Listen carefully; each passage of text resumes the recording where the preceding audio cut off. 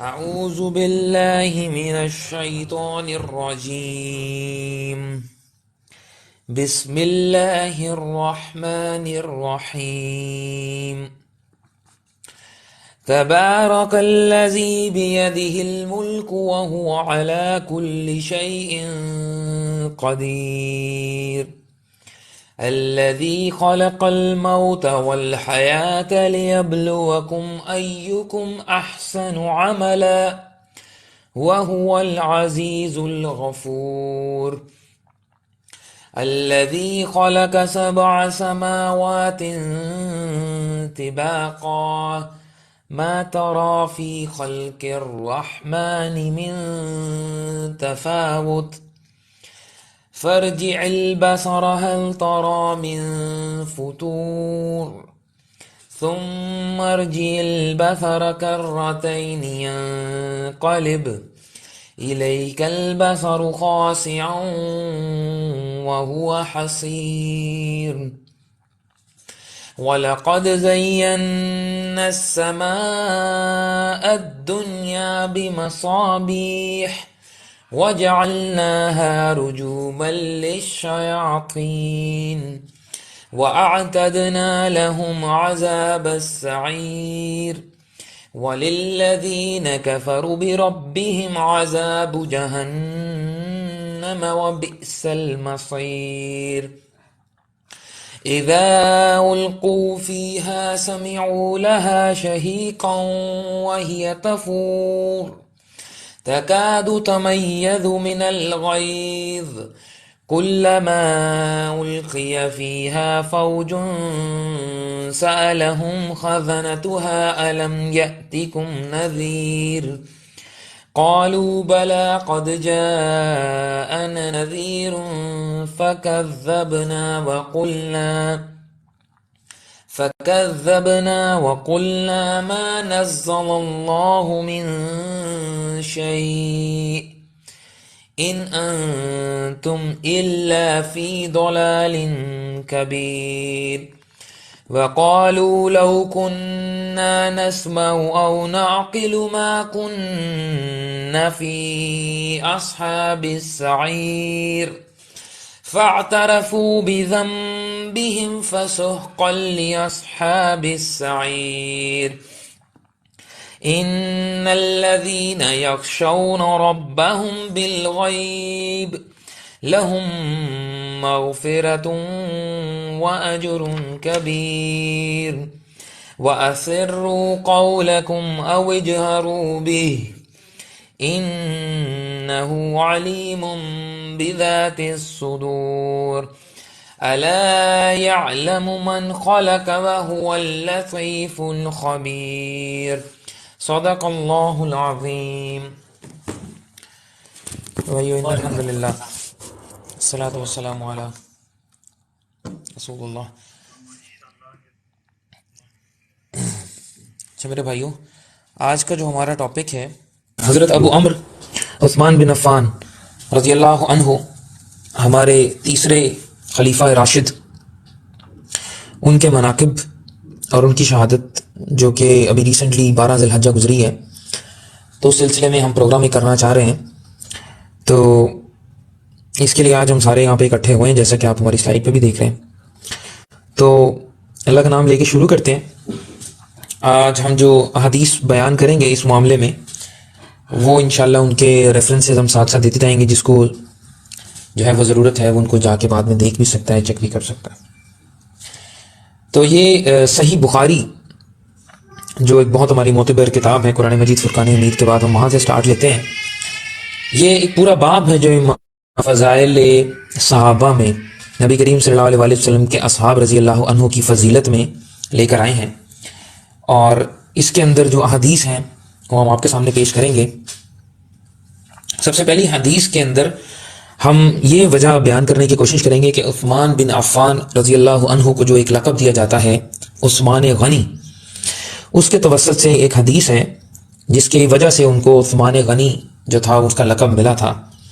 تو حدیث کچھ یوں ہے کہ یہ باب کا جو مین جو باب ہے اس کا جو ہیڈنگ ہوتی ہے اس میں یہ حدیث لے کر آئے ہیں امام بخاری. تو حدیث کچھ اس طرح سے ہے، اور نبی کریم صلی اللہ علیہ وآلہ وسلم نے فرمایا تھا جو شخص بیرا روما ایک کنواں جو خرید کر سب کے لیے عام کر دے اس کے لیے جنت ہے۔ تو حضرت عثمان رضی اللہ عنہ نے اسے خرید کر عام کر دیا تھا، اور حضرت صلی اللہ علیہ وآلہ وسلم نے فرمایا تھا جو شخص جیش اسرا غزوہ تبوک کے لشکر کو سامان سے لیس کرے اس کے لیے جنت ہے۔ تو حضرت عثمان رضی اللہ عنہ نے ایسا کیا تھا۔ تو یہ دو ایک بہت بڑی فضیلتیں ہیں جو کہ ان کے مناقب میں امام بخاری سب سے پہلے جو ہے وہ لے کر آئے ہیں کہ حضرت عثمان بن عفان رضی اللہ عنہ ایک تو سابقون اور اولون میں سے تھے، اور انہوں نے بھی بڑا ارلی اسلام قبول کیا تھا جب آپ صلی اللہ علیہ وسلم نے دعوت دینا شروع کی، اور اس کے بعد انہوں نے مہاجرین کے ساتھ بھی انہوں نے ٹریول کیا، مہاجر بھی تھے، اور اولو العزم صحابہ میں سے ایک ہیں۔ اور جب بھی آپ دیکھیں گے کہ بہت ساری احادیث کے اندر آپ دیکھیں گے کہ ان سے مروی احادیث بھی ہیں، اور جب بھی ذکر ہوتا ہے نبی پاک صلی اللہ علیہ وسلم کا تو ہم کبھی بھی اپنے جو 4 خلفائے راشدین ہیں کبھی بھی ان کا نام ہم جو ہے وہ نہیں بھولتے، وہ بھی انہی کے ساتھ ہم لیا جاتا ہے۔ تو اس سلسلے میں یہ حدیث جو میں نے آپ کو پیش کی یہ بخاری کی حدیث ہے، اور اس کے آگے پھر یہ حدیث اس کے آگے جو حدیث ہے وہ ہے یہ حدیث نمبر جو میں بیان کرنے جا رہا ہوں یہ ہے 3295 3295۔ ہم نے سلیمان بن حرب نے بیان کیا، کہا ہم نے حماد بن زید نے بیان کیا، ان سے ایوب نے، ان سے ابو عثمان نے، اور ان سے حضرت ابو موسیٰ رضی اللہ عنہ نے نبی کریم صلی اللہ علیہ وسلم ایک باغ کے اندر تشریف لے گئے اور مجھ سے فرمایا کہ دروازے پر پہرا دیتے رہو۔ پھر ایک صاحب آئے اور اجازت چاہی، نبی کریم صلی اللہ علیہ وسلم نے فرمایا انہیں اجازت دے دو اور جنت کی خوشخبری بھی سنا دو۔ وہ حضرت ابو بکر صدیق رضی اللہ عنہ تھے۔ پھر دوسرے ایک اور صاحب آئے اور اجازت چاہی، نبی کریم صلی اللہ علیہ وسلم نے فرمایا انہیں بھی اجازت دے دو اور جنت کی خوشخبری سنا دو۔ وہ حضرت عمر رضی اللہ عنہ تھے۔ پھر تیسرے ایک اور صاحب آئے اور اجازت چاہی، حضور تھوڑی دیر کے لیے خاموش ہو گئے، پھر فرمایا انہیں بھی اجازت دے دو اور دنیا میں ایک آزمائش سے گزرنے کے بعد جنت کی بشارت بھی سنا دو۔ وہ حضرت عثمان رضی اللہ عنہ تھے۔ اسی کو فردر آگے لے کے چلتے ہیں تو اس میں حماد بن سلمہ نے بیان کیا کہ ہم نے عاصم احوال اور علی بن حکم نے بیان کیا، انہوں نے ابو عثمان سے سنا اور وہ ابو موسیٰ سے اسی طرح بیان کرتے تھے۔ یہ اس کی دوسری سند ہے، لیکن عاصم نے اپنی اس روایت میں یہ زیادہ کیا ہے کہ نبی کریم صلی اللہ علیہ وسلم اس وقت ایک ایسی جگہ بیٹھے ہوئے تھے جس کے اندر پانی تھا، اور آپ اپنے دونوں گھٹنے یا ایک گھٹنا کھولے ہوئے تھے، لیکن جب عثمان رضی اللہ عنہ داخل ہوئے تو آپ نے اپنے گھٹنے کو چھپا لیا۔ چکاشی بھائی، میں اس کے بارے میں آپ سے کچھ پوچھنا چاہتا ہوں، یہ حدیث آپ کی نظر سے گزری ہوگی تو اس کے بارے میں آپ کا کیا تبصرہ ہے، پھر میں اگلی حدیث بیان کرتا ہوں۔ یہ جو حدیث ہے نا یہ عثمان بن عفان رضی اللہ عنہ علیہ السلام کی حیا کے بارے میں بیان کرتے ہیں کہ نبی صلی اللہ علیہ وسلم نے انہیں یہ پروٹوکول دیا تھا کہ وہ یعنی بہت حیادار تھے، تو اس طرح کے فرینکنس یعنی تو تھی تو صحیح، ان سے دوستی بھی تھی، لیکن پھر بھی ان کو ایک پروٹوکول دیا کہ یہ حیا کرتے ہیں، تو آپ صلی اللہ علیہ وسلم نے نا یہ پروٹوکول ان کو دیا تھا۔ آپ جاری کریں۔ اچھا جی، اسی کے ساتھ ابھی میں یہیں سے جاری رکھوں یا مسلم سے بھی بیان کر دوں؟ حدیث جو تھی ایک مسلم کی بھی بیان کر دوں ساتھ ہی؟ جی ساتھ ساتھ بیان کریں، آپ ساتھ ساتھ بیان کریں۔ جی امام مسلم اپنی کتاب صحیح مسلم میں جو پہلی حدیث حضرت عثمان رضی اللہ عنہ کی بزرگی کا بیان، جو ان کی فضیلت کا بیان ہے، اس میں جو حدیث لائے میں وہ پیش کرنا چاہ رہا ہوں۔ ٹھیک ہے، یہ حدیث جو ہے وہ ام المؤمنین اما عائشہ رضی اللہ عنہ سے مروی ہے۔ ٹھیک ہے، یہ پہلی حدیث وہ ان کے مناقب میں لے کر آئے، تو میں سمجھتا ہوں کہ جب ہم نے پہلی حدیث جو ہے وہ بخاری سے پڑھی تو مسلم سے بھی ساتھ ساتھ ہم پہلی حدیث پڑھ دیتے ہیں۔ اچھا جی، ام المؤمنین عائشہ رضی اللہ عنہا سے روایت ہے کہ رسول اللہ صلی اللہ علیہ وآلہ وسلم اپنے گھر لیٹے ہوئے تھے،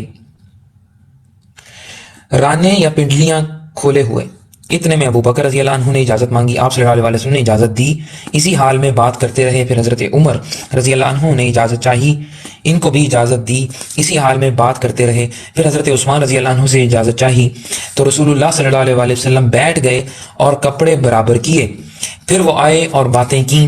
جب وہ چلے گئے تو حضرت عائشہ رضی اللہ عنہ نے کہا ابو بکر رضی اللہ عنہ آئے، آپ صلی اللہ علیہ وسلم نے کچھ خیال نہ کیا.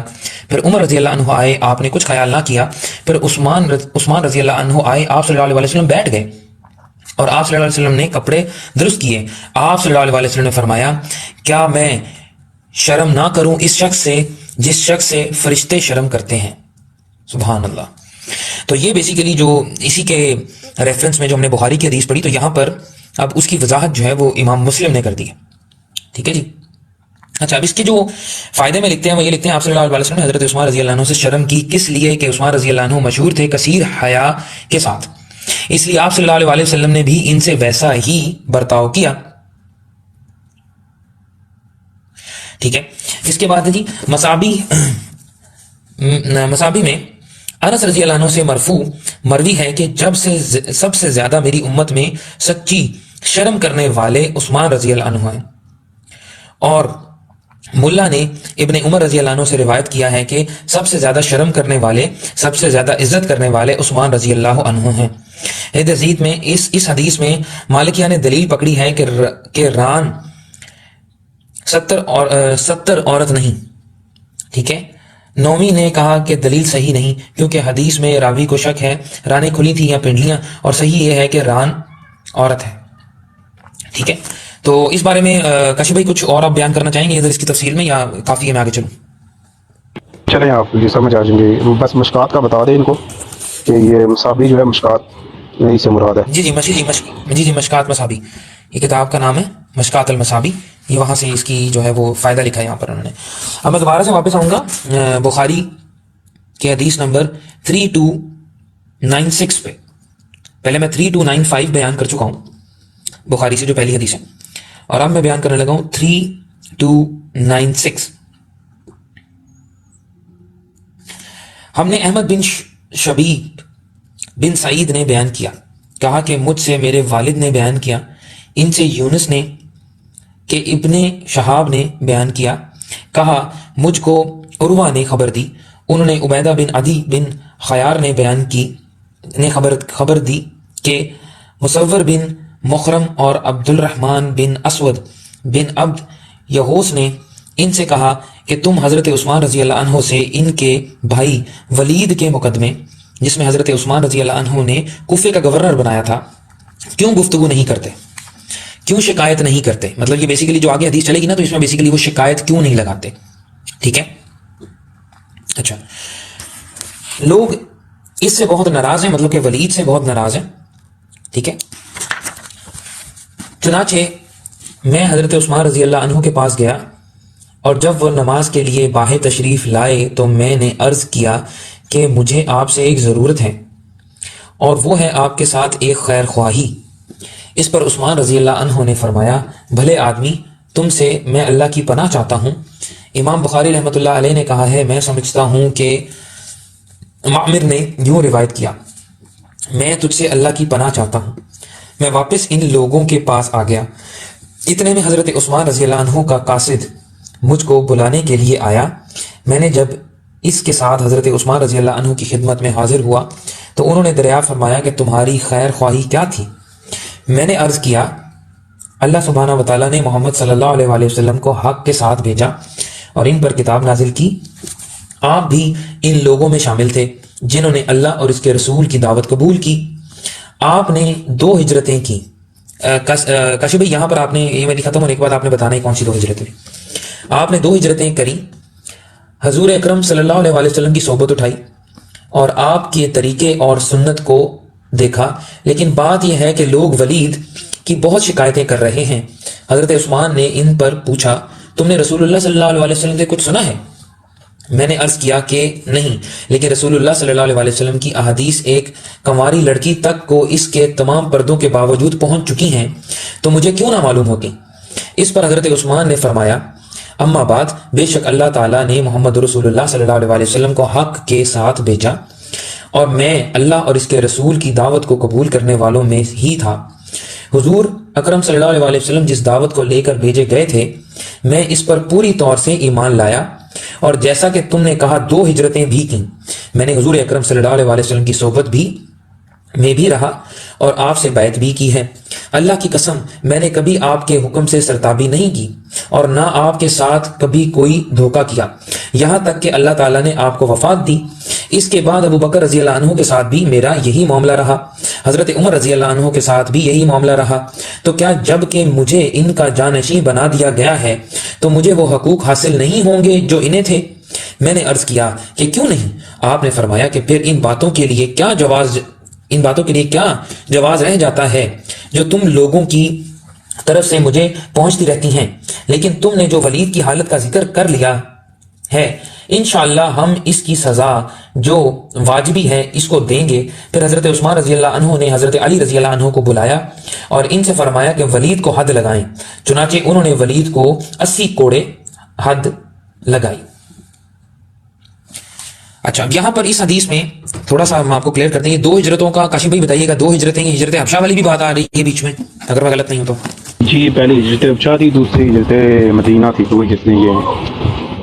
اچھا، تو یہ ان میں حضرت عثمان دونوں میں شامل تھے، حضرت جعفر کے ساتھ جو کی تھی جی تب کا واقعہ ہے؟ جی تب کا۔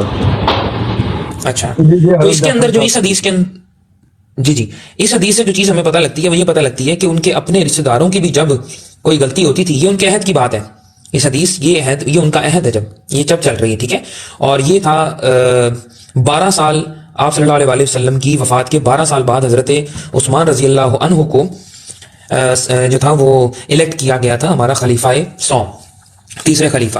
تو اس وقت ان کا جو کہہ لیں کہ کزن ہے، بھائی ہے ولید، اس کے بارے میں شکایت کے ایک صحابی لے کے آتے ہیں، ڈرتے ڈرتے ان سے بتاتے ہیں، تو وہ اس ڈر کو کلیریفائی کرتے ہوئے بتاتے ہیں کہ تم کھل کے میرے سے بات کرو، کیا تم نے مجھے نہیں دیکھا کہ میں رسول اللہ کے ساتھ تھا، میں حضرت ابوبکر کے ساتھ تھا، حضرت عمر کے ساتھ تھا، اور میں نے کبھی کوئی ایسی چیز نہیں کی جس سے مطلب کہ اسلام کو کوئی نقصان پہنچے یا کوئی ایسی بات، تو تم میرے سے کھل کے بات کرو۔ تو اس نے پھر ولید کی شکایت لگائی، اور آپ دیکھیں کہ حضرت عثمان کا ایٹیٹیوڈ کیسا تھا کہ انہوں نے فوراً اس چیز کو کہا کہ انشاءاللہ اس کو سزائیں دی جائے گی فوری طور پر جو ہی، ٹھیک ہے۔ اس حدیث سے ہمیں جو ڈیٹیل پتہ لگتی ہے وہ یہ پتہ لگتی ہے کہ جو ہمارے چاروں خلفائے راشدین تھے وہ ایک دوسرے کے ساتھ کتنے ہم آہنگ تھے کہ حضرت عثمان رضی اللہ عنہ کے دور میں حضرت علی رضی اللہ عنہ جو تھے وہ بیسیکلی حد جاری کیا کرتے تھے۔ یہ جو پوزیشن ہے نا، یہ حد جاری کرنے کی، یہ چیف جسٹس کے پاس ہوتی ہے۔ کشف ذرا اس پہ روشنی ڈالیے گا، میں 1 منٹ کے لیے مجھے جانا ہے۔ جی حضرت مولا علی رضی اللہ عنہ علیہ السلام جو تھے وہ حضرت سیدنا ابوبکر صدیق کے ساتھ بھی فیصلوں میں شامل ہوتے تھے، سیدنا عمر فاروق رضی اللہ عنہ کے ساتھ تو یعنی تھے ہی وہ تو جب خود بھی مدینے سے باہر جاتے تھے تو پیچھے جو ہے حضرت عمر فاروق مولا علی کو جو ہے مدینے کے ہیڈ بنا کے جاتے تھے، اور حضرت عثمان غنی رضی اللہ عنہ کے دور میں بھی، کیونکہ یہ ایسا تھا نا کہ فیصلوں کے معاملے میں مولا علی رضی اللہ عنہ کو بہترین علم تھا، اس لیے ان کو وہ ان سے فیصلے لیا کرتے تھے۔ وہ یہ قاضی بھی سمجھ لے ایک قسم کے اس دور کے تھے، اور چیف جسٹس بھی تھے، یہ اس چیف جسٹس قاضی ایک ہی چیز ہوگی، ان سے فیصلہ۔ اس کا جو دوسرا ترک ہے وہ مسلم میں ہے۔ مسلم میں یہ ہے کہ وہ تھوڑے سے الفاظ ایسے ہیں کہ آگے آ کے پھر وہ جب حضرت علی نے پہلے حضرت حسن کو کہا کہ آپ کوڑے لگائیں، انہوں نے کہا میں نہیں لگاؤں گا، یعنی وہ تھوڑی سی پالیسی سے ناراض تھے حضرت عثمان کی، تو انہوں نے کہا میں نہیں لگاؤں گا، تو وہ الفاظ کچھ ایسے بولے تو وہ چلے گئے ادھر سے۔ پھر انہوں نے حضرت یعنی اپنے بھتیجے کو کہا کہ آپ کوڑے لگائیں۔ پھر مسلم میں جو الفاظ چلتے ہیں وہ یہ ہیں کہ جب 40 ہو گئے نا تو انہوں نے کہا رک جائیں، اگر رک جائیں کہ ان کا کیوں کہتے ہیں نبی صلی اللہ علیہ وسلم۔ آواز آ رہی ہے؟ ہیلو، اب آ رہی ہے جی ابھی آ رہی ہے۔ جی میں کہہ رہا تھا کہ اس کا جو ترک دوسرا مسلم میں چلتا ہے نا، اس میں یہ الفاظ ہیں، آپ نے پڑھا ہوگا کہ حضرت علی نے پہلے اپنے بیٹے سے حضرت حسن بن علی کو علیہ السلام کو کہا تھا کہ آپ کوڑے لگائیں، وہ کہہ کے چلے گئے کہ نہیں میں نہیں لگاؤں گا، جنہوں نے ان کو لگایا ہے نا وہی پھر ان کو سزائیں بھی دیں۔ وہ تھوڑے سے ان کی پالیسی سے ناراض تھے حضرت حسن بن علی، تو پھر انہوں نے اپنے بھتیجے کو کہا، انہوں نے پھر جب 40 کوڑے پہ پہنچے انہوں نے کہا رک جاؤ، نبی صلی اللہ علیہ وسلم نے 40 لگائے، عمر فاروق نے، اب یہ بڑا پوائنٹ کی بات ہے، 80 لگائے ہیں، دونوں جو کام ہے یہ سنت ہے، لیکن مجھے نبی صلی اللہ علیہ وسلم کا طریقہ پسند ہے۔ یہ وہ جو بخاری میں 80 کا الفاظ ہے نا، یہ راویوں کا ہوتا ہے، وہ اختلاف ہوتا ہے تھوڑا سا، اس سے کوئی فرق نہیں پڑتا اتنا۔ جی آپ کنٹینیو کریے۔ میں نے بھی جو ہے نا وہ حدیث میں نے بھی جو ہے نا وہ پڑھی ہے، اور خیر اس کے اوپر تو ایک بھائی سے تھوڑی بحث بھی ہوئی تھی۔ اینی ہاؤ ہم آگے چلتے ہیں۔ اچھا، اب یہ میں نے جو بیان کر دی ہے یہ دوسری حدیث ہے جو کہ میں نے بخاری سے بیان کیا۔ میں مسلم کی طرف واپس آتا ہوں۔ امام مسلم اس کے بعد جو حدیث لے کر آئے ہیں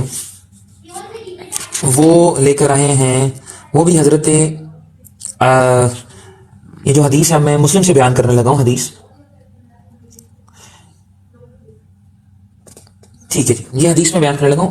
میری آواز آ رہی ہے؟ جی آ رہی ہے آواز، آ رہی ہے، بولیں آپ. اچھا، یہ حدیث میں مسلم سے بیان کرنے لگا ہوں.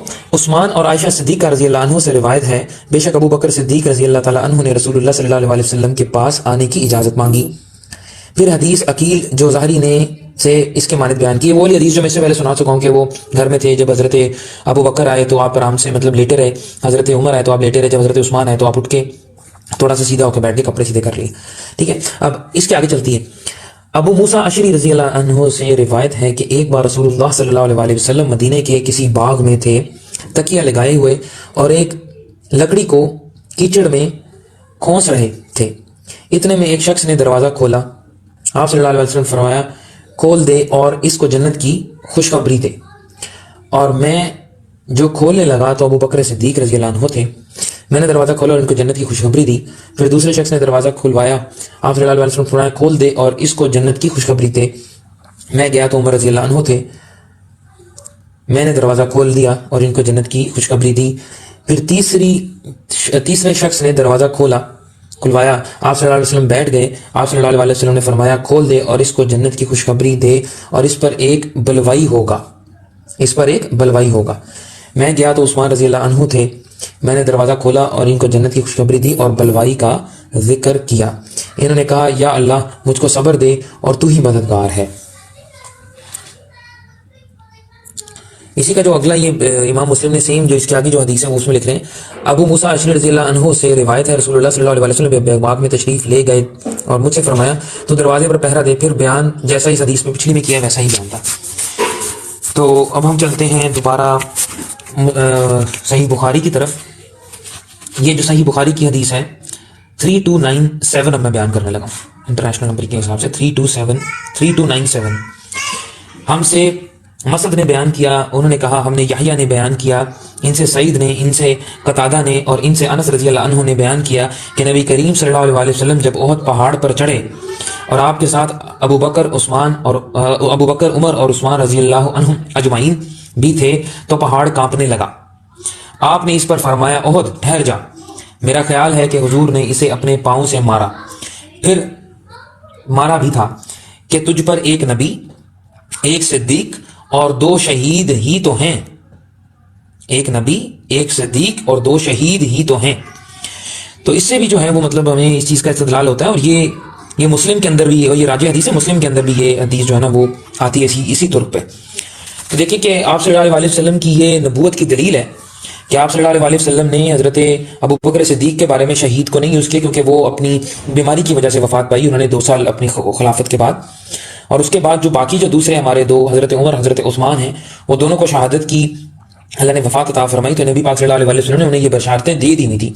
یہ جب انشاءاللہ تعالی ہم شہادت عثمان رضی اللہ عنہ کی طرف آئیں گے بھی، کیونکہ ٹاپک اس طرف ہم لے کے جائیں گے، تو اس کے لیے یہ حدیث آپ لوگوں نے اپنے ذہن میں رکھنی ہے. ٹھیک ہے، یہ آپ صلی اللہ علیہ وسلم نے احد کے پہاڑ پہ جب آپ صلی اللہ علیہ وسلم حضرت عمر حضرت ابو بکر کے ساتھ تھے تو یہ فرمایا تھا کہ جب وہ کانپا تو اپنے پیر سے اس کو مارا اور روکا اور کہا کہ تیرے پہ ایک نبی، ایک صدیق اور 2 شہید ہی تو ہیں، رک جا، تھم جا. ٹھیک ہے، اگلی حدیث ہے 3298 بخاری. مجھ سے محمد بن حاتم نے بیان کیا، کہا ہم نے شازان نے بیان کیا، کہا ہم نے عبدالعزیز بن ابی سلمہ نے بیان کیا، ان سے عبید اللہ نے، ان سے نافع نے، ان سے عبداللہ بن عمر رضی اللہ عنہ نے بیان کیا کہ نبی کریم صلی اللہ علیہ وسلم کے عہد میں ہم ابو بکر رضی اللہ عنہ کے برابر کسی کو نہیں قرار دیتے تھے، پھر عمر رضی اللہ عنہ کو اور پھر عثمان رضی اللہ عنہ کو. اس کے بعد حضور اکرم صلی اللہ علیہ وسلم کے صحابہ پر ہم کوئی بحث نہیں کرتے تھے اور کسی کو ایک دوسرے پر فضیلت نہیں دیتے تھے. اس حدیث کو عبداللہ بن صالح نے بھی عبدالعزیز سے روایت کیا ہے. ٹھیک ہے، اور یہ حدیث جو ہے یہ ابو داؤد میں بھی ملتی ہے، یہ والی حدیث. جی کاشمی میں آگے چلوں یا کچھ یہاں پر آپ نے کچھ ایڈ کرنا ہے ادھر؟ بیان کریں فضائل ابھی تو یہ اسی طرف جا رہی ہے، انشاءاللہ میں وہ پہ ٹاپک کور کرتا ہوں آگے انشاءاللہ. ٹھیک ہے. اچھا جی، اب اس کے بعد جو اگلی حدیث ہے وہ ہے 3299 3299. یہ اس باب کے اندر جو ہے فضائل والے باب کے اندر یہ آخری حدیث ہے. اور اس کے بعد جو اگلا باب امام بخاری نے باندھا ہے وہ حضرت عثمان رضی اللہ عنہ سے بیعت کا قصہ اور آپ کی خلافت پر صحابہ رضی اللہ تعالیٰ عنہ کا اتفاق کرنا. یہ اس کے آگے پوری ایک حدیث ہے لمبی, ٹھیک ہے, 3700 3700, ٹھیک ہے, یہ حدیث بھی اس کے آگے آ جائے گی. تو یہ میں جو نمبرنگ آپ کو انٹرنیشنل بتا رہا ہوں یہ آپ دیکھ رہے, یہ 3697 ہم نے بیان کر دیا بخاری سے. 36 بول رہا تھا یا میں 32 بول رہا تھا؟ اگر کسی نے 32 لکھا ہے تو بھائی اسے جو ہے نا وہ کائنڈلی آپ ختم کر کے 3295 3296 3297 3298 میں نے بیان کر دی. اب 3299 فضیلت حضرت عثمان رضی اللہ تعالیٰ عنہ کے باب میں امام بخاری کی آخری حدیث.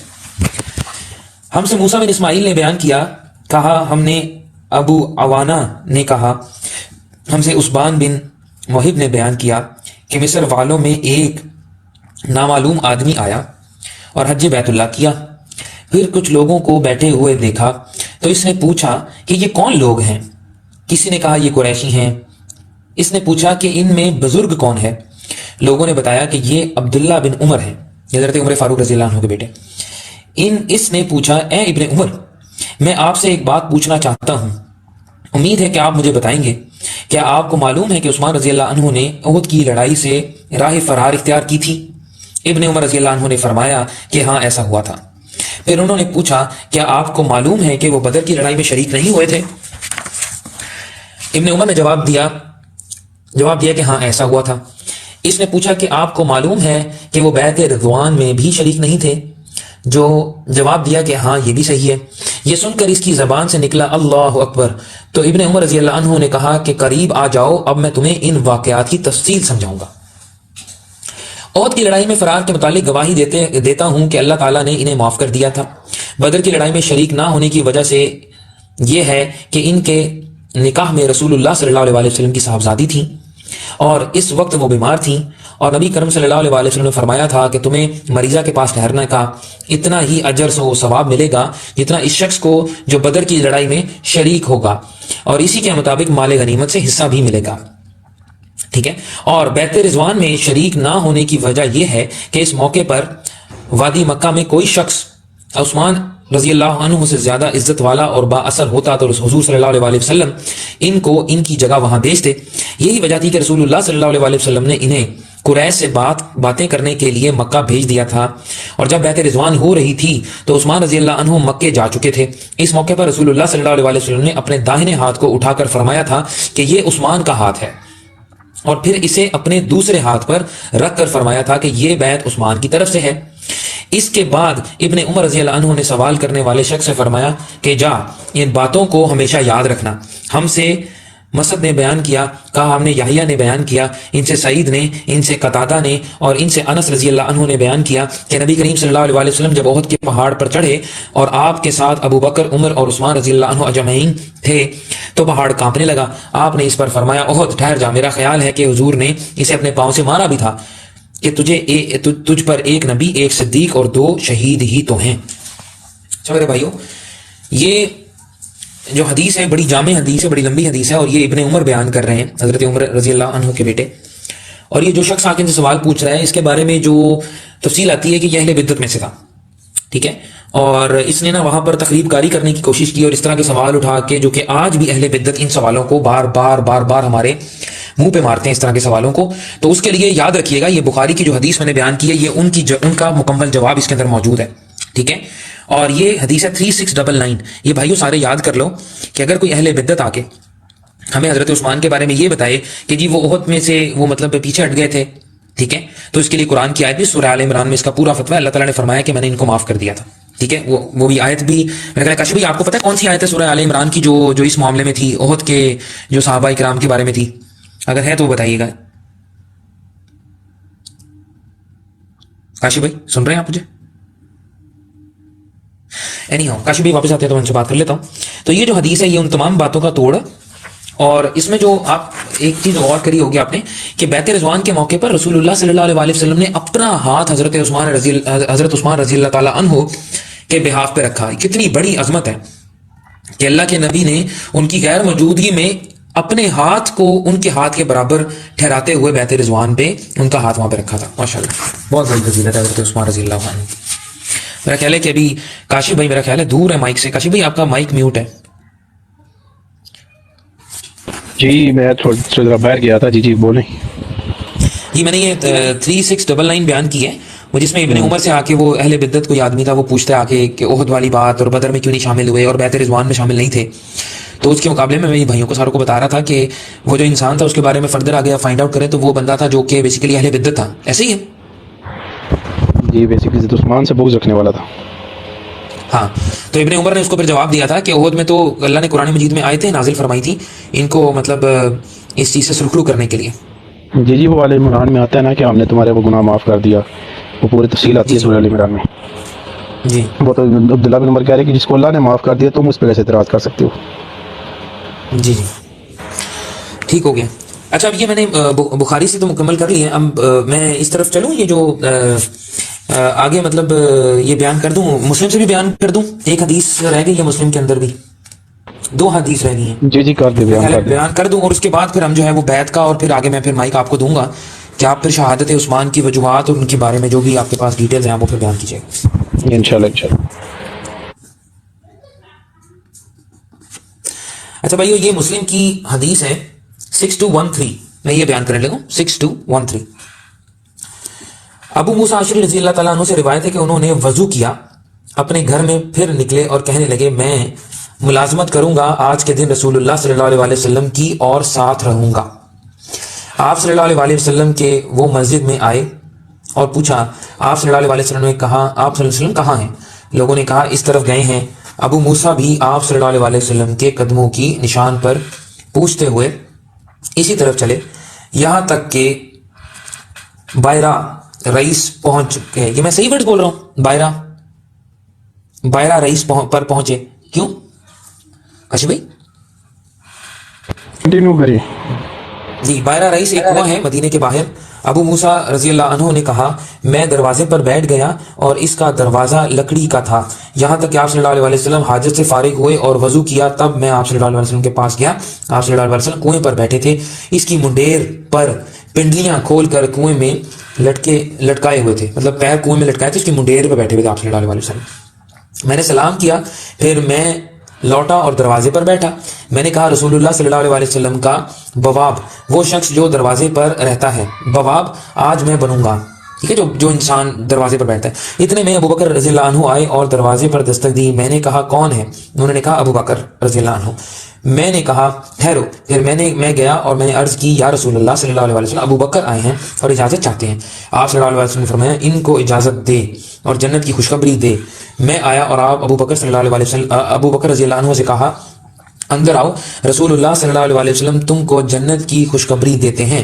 ابو بکر رضی اللہ عنہ آئے اور آپ صلی اللہ علیہ وسلم کو داہنی طرف بیٹھے کنویں کی منڈیر پر اور اپنے پاؤں لٹکا دیے.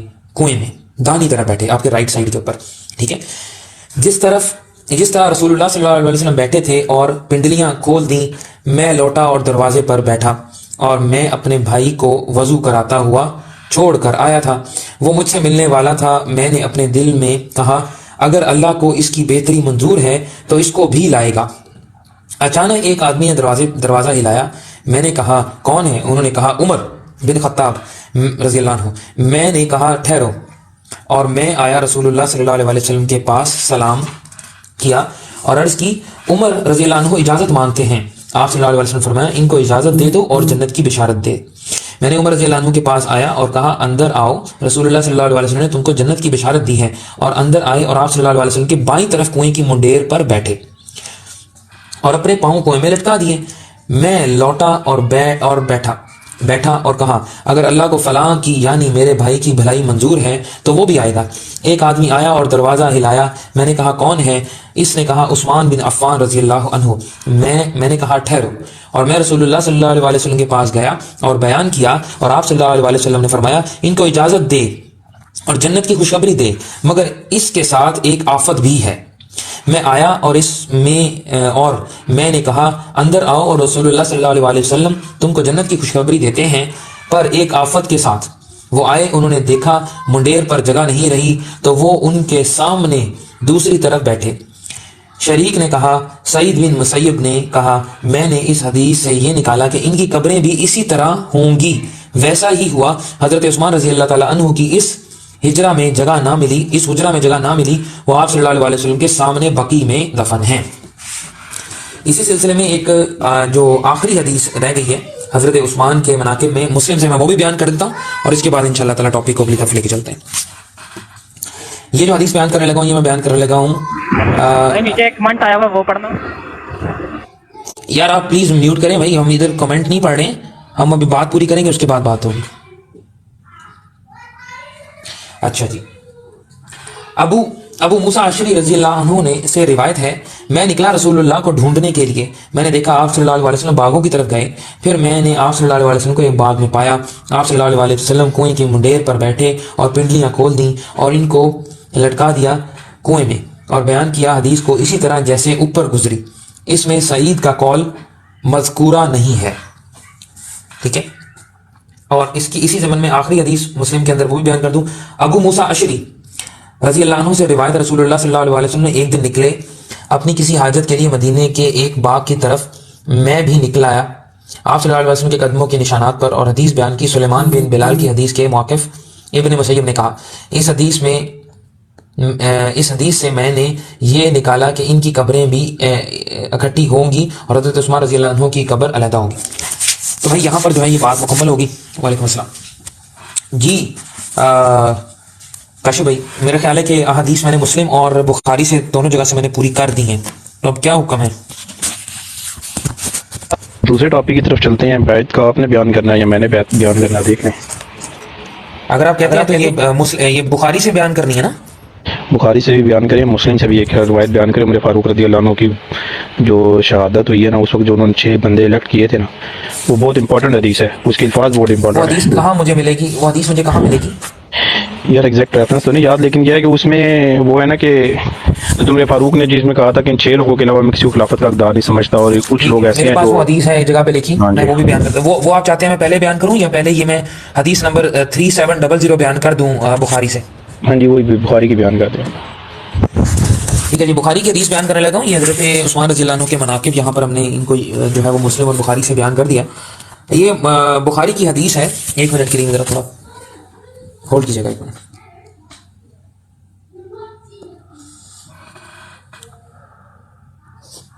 اچھا جی یہ میں اوپر سے بیان کرتا ہوں، اس کے بعد انشاءاللہ کاشف بھائی لیتے ہیں اسے. اچھا جی جی زہیر عباس نقوی صاحب ہم ساری چیز بتائیں گے انشاءاللہ، تسلی سے سنیں انشاءاللہ، ساری چیزیں آپ کو واضح کر دیں گے. اچھا جی 3700 بخاری 3700.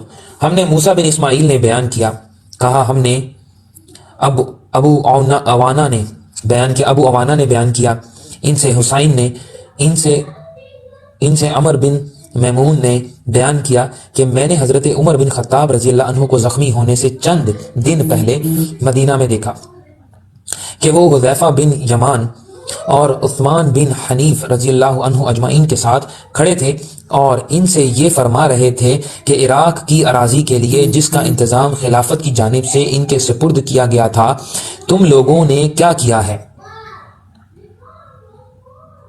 عراق کی اراضی کے لیے جس کا انتظام خلافت کی جانب سے کیا گیا تھا، اس کے بارے میں آپ نے کیا کیا ہے؟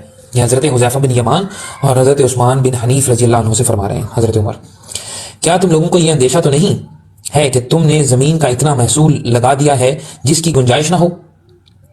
ان لوگوں نے جواب دیا کہ ہم نے ان پر خراج کا اتنا ہی بار ڈالا ہے جسے ادا کرنے کی زمین میں طاقت ہے، اس میں کوئی زیادتی نہیں کی گئی.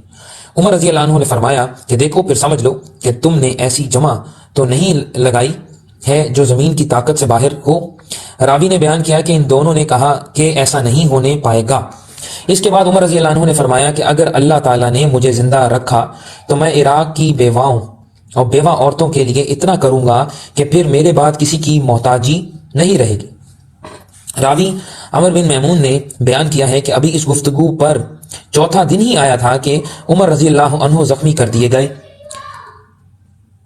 عمر بن میمون نے بیان کیا کہ جس صبح کو آپ زخمی کیے گئے میں فجر کی نماز کے انتظار میں صف کے اندر کھڑا تھا اور میرے اور ان کے درمیان عبداللہ بن عباس رضی اللہ عنہ کے سوا اور کوئی نہیں تھا۔ حضرت عمر کی عادت تھی کہ جب صف سے گزرتے تو فرماتے جاتے کہ صفیں سیدھی کر لو، اور جب دیکھتے کہ صفوں میں کوئی خلا نہیں رہ گیا تب آگے مصلی پر بڑھتے اور تکبیر کہتے۔ آپ فجر کی نماز کی پہلی رکعت میں عموماً سورہ یوسف یا سورہ نحل یا اتنی ہی طویل کوئی سورت پڑھتے، یہاں تک کہ لوگ جمع ہو جاتے۔ اس دن ابھی آپ نے تکبیر ہی کہی تھی کہ میں نے سنا آپ فرما رہے تھے کہ مجھے قتل کر دیا، کتے نے کاٹ دیا، مجھے قتل کر دیا، کتے نے کاٹ لیا۔ ابو لولو نے آپ کو زخمی کر دیا تھا، یہ نام یاد رکھنا، ابو لولو نے آپ کو زخمی کر دیا تھا۔ اس کے بعد وہ بدبخت اپنے 2 دھاری خنجر لیے دوڑنے لگا اور دائیں اور بائیں جدھر بھی پھرتا تو لوگوں کو زخمی کرتا جاتا۔ اس طرح اس نے 13 آدمیوں کو زخمی کر دیا، جن میں سے 7 حضرات نے شہادت پائی۔ مسلمانوں میں سے ایک صاحب نے، جن کا نام یہاں پر بریکٹ میں لکھا ہے حطان نامی، ایک صاحب حطان نامی نے یہ صورتحال دیکھی تو انہوں نے اس پر اپنی چادر ڈال دی۔ اس بدبخت کو جب یقین ہو گیا کہ اب پکڑ لیا جائے گا تو اس نے خود اپنا بھی گلا کاٹ لیا۔ پھر عمر رضی اللہ عنہ نے عبد الرحمن بن عوف رضی اللہ عنہ کا ہاتھ پکڑ کر انہیں آگے بڑھا دیا۔ عمر بن میمون نے بیان کیا کہ جب لوگ عمر رضی اللہ عنہ کے قریب تھے انہوں نے بھی وہ صورتحال دیکھی جو میں دیکھ رہا تھا، لیکن جو لوگ مسجد کے کنارے تھے پچھلی صفوں میں تو انہیں کچھ معلوم نہیں ہو سکا۔ البتہ چونکہ حضرت عمر رضی اللہ عنہ کی قرات نماز میں انہوں نے نہیں سنی تو وہ سبحان اللہ کہتے رہے۔ آخر حضرت عبد الرحمن بن عوف رضی اللہ عنہ نے لوگوں کو بہت ہلکی نماز پڑھائی۔ پھر جب لوگ واپس ہونے لگے تو عمر رضی اللہ عنہ نے فرمایا ابن عباس دیکھو مجھے کسی نے زخمی کیا ہے۔ ابن عباس رضی اللہ عنہ نے تھوڑی دیر گھوم پھر کر دیکھا اور آ کر فرمایا کہ مغیرہ رضی اللہ عنہ کے غلام ابو لولو نے آپ کو زخمی کیا ہے۔ عمر رضی اللہ عنہ نے دریافت فرمایا کہ وہی جو کاریگر ہے؟ جواب دیا کہ جی ہاں۔ اس پر عمر رضی اللہ عنہ نے فرمایا اللہ اسے برباد کرے، میں نے تو اسے اچھی بات ہی کہی تھی جس کا اس نے یہ بدلہ دیا۔ اللہ تعالیٰ کا شکر ہے کہ اس نے میری موت کسی ایسے شخص کے ہاتھوں نہیں مقدر کی جو اسلام کا مدعی ہو۔ تم اور تمہارے والد عباس رضی اللہ عنہ اس کے ہی خواہش مند تھے کہ اجمی غلام مدینے میں زیادہ سے زیادہ لائے جائیں، یوں بھی ان کے پاس غلام بہت تھے۔ اس پر ابن عباس رضی اللہ عنہ نے عرض کیا اگر آپ فرمائیں تو ہم بھی کر گزریں۔ مقصد یہ تھا کہ اگر آپ چاہیں تو ہم مدینے میں مقیم اجمی غلاموں کو قتل کر ڈالیں۔ عمر رضی اللہ عنہ نے فرمایا یہ انتہائی غلط فکر ہے، خصوصاً جب کہ تمہاری زبان میں وہ گفتگو کرتے ہیں، تمام قبیلہ کی طرف سے رخ کر کے نماز ادا کرتے ہیں اور تمہاری طرف حج کرتے ہیں۔ Get out right now and I don't want to hear any sound. Sorry guys. اس پر ابن عباس نے عرض کیا اگر آپ فرمائیں تو ہم بھی کر گزریں۔ مقصد یہ تھا کہ اگر چاہیں تو ہم مدینے کے تمام اجمی غلاموں کو قتل کر ڈالیں۔ عمر رضی اللہ عنہ نے فرمایا یہ انتہائی غلط فکر ہے، خصوصاً جب کہ وہ تمہاری زبان میں گفتگو کرتے ہیں، تمہارے قبلہ کی طرف رخ کر نماز ادا کرتے ہیں اور تمہاری طرح حج کرتے ہیں۔ پھر حضرت عمر رضی اللہ عنہ کو ان کے گھر اٹھا کر لایا گیا اور ہم آپ کے ساتھ آئے۔ ایسا معلوم ہوتا تھا کہ جیسے لوگوں پر کبھی اس سے بڑی اتنی مصیبت آئی نہیں تھی۔ بعض تو یہ کہتے تھے کہ کچھ نہیں ہوگا، اچھے ہو جائیں گے، اور بعض کہتے تھے آپ کی زندگی خطرہ میں ہے۔ اس کے بعد کھجور کا پانی لایا گیا اور آپ نے اسے پیا تو وہ آپ کے پیٹ سے باہر نکل گیا۔ پھر دودھ لایا گیا، اسے بھی جو ہی آپ نے پیا زخم کے راستے وہ بھی باہر نکل آیا۔ اب لوگوں کو یقین ہو گیا تھا کہ آپ کی شہادت یقینی ہے۔ پھر ہم اندر آ گئے اور لوگ آپ کی تعریف بیان کرنے لگے۔ اتنے میں ایک نوجوان اندر آیا اور کہنے لگا یا امیر المؤمنین آپ کو خوشخبری ہو، اللہ تعالیٰ کی طرف سے آپ نے رسول اللہ صلی اللہ علیہ وسلم کی صحبت اٹھائی، ابتدا میں اسلام لانے کا شرف حاصل کیا جو آپ کو معلوم ہے، پھر آپ خلیفہ بن گئے اور آپ نے پورے انصاف سے حکومت کی، پھر شہادت پائی۔ عمر رضی اللہ عنہ نے فرمایا میں تو اس پر بھی خوش تھا کہ ان باتوں کی وجہ سے برابر پر میرا معاملہ ختم ہو جاتا، نہ ثواب ہوتا اور نہ عذاب۔ جب وہ نوجوان جانے لگا تو اس کا اوزار لٹک رہا تھا، ٹھیک ہے، نالا مطلب لٹک رہا تھا۔ عمر رضی اللہ عنہ نے فرمایا اس لڑکے کو کہ میرے پاس واپس بلا لاؤ۔ جب وہ آیا تو آپ نے فرمایا یہاں پہ تھوڑا سا میں بتانا چاہوں گا، تہمت تھی اوزار سے مراد یہاں کی جو تہمت تھی نا ٹخنوں سے اونچی تھی، وہ حضرت عمر فاروق نے کہا تھا کہ اونچا کر لو اس کو۔ اچھا وہ تہمت تھی وہ نیچی تھی، گھٹنوں سے نیچے تھی۔ کیونکہ زیادہ تر ہم اوزار اس کو بولتے ہیں نا، میرے ذہن میں وہی تھا. چلے بہت شکریہ، تھینک یو سو مچ. اچھا، عمر رضی اللہ عنہ نے فرمایا اس لڑکے کو میرے پاس واپس بلاؤ. جب وہ آئے تو آپ نے فرمایا میرے بھتیجے، یہ اپنا کپڑا اوپر اٹھائے رکھو کہ اس سے تمہارا کپڑا بھی زیادہ دنوں چلے گا اور تمہارے رب سے تقوی کا بھی باعث ہے. تو یہاں سے یہ بھی پتہ لگا کہ ٹخنوں سے اوپر جو ہے وہ شلوار رکھنا جو ہے وہ افضل ہے. اے عبداللہ بن عمر، یہ عبداللہ بن عمر تھے. اے عبداللہ بن عمر دیکھو، نہیں یہ دوسرے تھے. اس کے بعد انہوں نے اپنے بیٹے کو بلا رہے ہیں. اے عبداللہ بن عمر دیکھو مجھ پر کتنا قرض ہے. جب لوگوں نے آپ پر قرض کا شمار کیا تو تقریباً 86,000 نکلا. عمر رضی اللہ عنہ نے اس پر فرمایا کہ اگر یہ قرض آل عمر کی مال سے ادا ہو سکے تو انہی کے مال سے اس کو ادا کرنا، ورنہ پھر بنی عدی بن قاب سے کہنا. اگر ان کے مال کے بعد بھی ادائیگی نہ ہو سکے تو قریش سے کہنا. ان کے سوا کسی سے امداد نہ طلب کرنا اور میری طرف سے اس قرض کو ادا کر دینا. اچھا، اب ام المؤمنین حضرت عائشہ رضی اللہ عنہ کے یہاں جاؤ اور ان سے عرض کرو کہ عمر نے آپ کی خدمت میں سلام عرض کیا ہے. امیر المؤمنین میرے نام کے ساتھ نہ کہنا کیونکہ اب میں مسلمانوں کا امیر نہیں رہا. تو ان سے عرض کرنا کہ عمر بن خطاب نے آپ سے اپنے دونوں ساتھیوں کے ساتھ دفن ہونے کی اجازت چاہی ہے. عبداللہ بن عمر رضی اللہ عنہ نے عائشہ رضی اللہ عنہ کی خدمت میں حاضر ہو کر سلام کیا اور اجازت لے کر اندر داخل ہوئے. دیکھا کہ آپ بیٹھی رو رہی ہیں. پھر کہا کہ عمر بن خطاب رضی اللہ عنہ نے آپ کو سلام کہا ہے، اپنے دونوں ساتھیوں کے ساتھ دفن ہونے کی اجازت چاہی. عائشہ رضی اللہ عنہ نے کہا میں نے اس جگہ کو اپنے لیے منتخب کر رکھا تھا لیکن آج میں انہیں اپنے پر ترجیح دوں گی. پھر جب ابن عمر رضی اللہ عنہ واپس آئے تو لوگوں نے بتایا کہ عبداللہ آ گئے. تو عمر رضی اللہ عنہ نے فرمایا کہ مجھے اٹھاؤ. ایک صاحب نے سہارا دے کر آپ کو اٹھایا. آپ نے دریافت کیا کہ کیا خبر لائے. کہا کہ جو آپ کی تمنا تھی اے امیر المؤمنین حضرت عمر رضی اللہ عنہ نے فرمایا الحمدللہ، اس سے اہم چیز اب میرے لیے کوئی نہیں رہ گئی، لیکن جب میری وفات ہو چکے اور مجھے اٹھا کر دفن کے لیے لے چلو پھر میرا سلام ان سے کہنا اور عرض کرنا کہ عمر بن خطاب رضی اللہ عنہ نے آپ سے اجازت چاہی ہے. اگر وہ میرے لیے اجازت دے دیں تب تو وہاں دفن کرنا، اور اگر اجازت نہ دیں تو مسلمانوں کے قبرستان میں دفن کرنا. ٹھیک ہے، اب اس کے اندر بھی کیا حکمت ہے یہ بھی کاشف بھائی بتائیں گے کہ آلریڈی اجازت مل چکی ہے عائشہ سے، تو میرے وفات کے بعد دوبارہ کیوں پوچھنا. یہ بھی بہت زبردست اس میں ایک نکتہ ہے. جب ہم نے انہیں دیکھا تو ہم اٹھ گئے. آپ عمر رضی اللہ عنہ کے قریب آئے اور وہاں تھوڑی دیر تک آنسو بہاتی رہیں.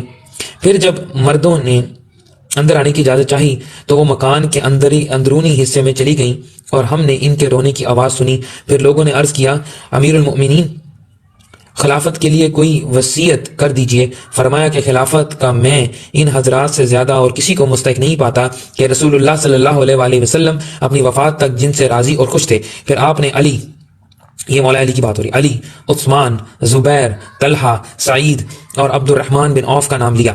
یہ ترتیب بھی آپ دیکھ لیں، ٹھیک ہے. اور یہ بھی فرمایا کہ عبداللہ بن عمر کو بھی صرف مشورے کی حد تک شریک رکھنا. اپنے بیٹے کے بارے میں فرما رہے ہیں، ٹھیک ہے، اپنے صرف مشورے کی حد تک شریک رکھنا، لیکن خلافت سے انہیں کوئی سروکار نہیں رہے گا، جیسے آپ نے ابن عمر رضی اللہ عنہ کی تسکین کے لیے فرمایا ہو. پھر اگر خلافت سعد کو مل جائے تو وہ اس کے اہل ہیں، اور اگر وہ نہ ہو سکیں تو جو شخص بھی خلیفہ ہو وہ اپنے زمانہ خلافت میں ان کا تعاون حاصل کرتا رہے، کیونکہ میں نے ان کو کوفہ کی گورنری سے نااہلی یا کسی خیانت کی وجہ سے معزول نہیں کیا ہے. اور عمر رضی اللہ عنہ نے فرمایا میں اپنے بعد ہونے والے خلفاء کو مہاجرین اور اولین کے بارے میں وصیت کرتا ہوں کہ وہ ان کے حقوق پہچانیں اور ان کے احترام کو ملحوظ خاطر رکھیں. اور میں اپنے بعد ہونے والے خلیفہ کو وصیت کرتا ہوں کہ وہ انصار کے ساتھ بہتر معاملے کریں جو دار الہجرت اور دار الایمان مدینہ منورہ میں رسول اللہ صلی اللہ علیہ وسلم کی تشریف آوری سے پہلے سے مقیم ہیں. خلفاء کو چاہیے کہ وہ ان نیکیوں کو نوازیں، ان کے بروں کو معاف کر دیں. اور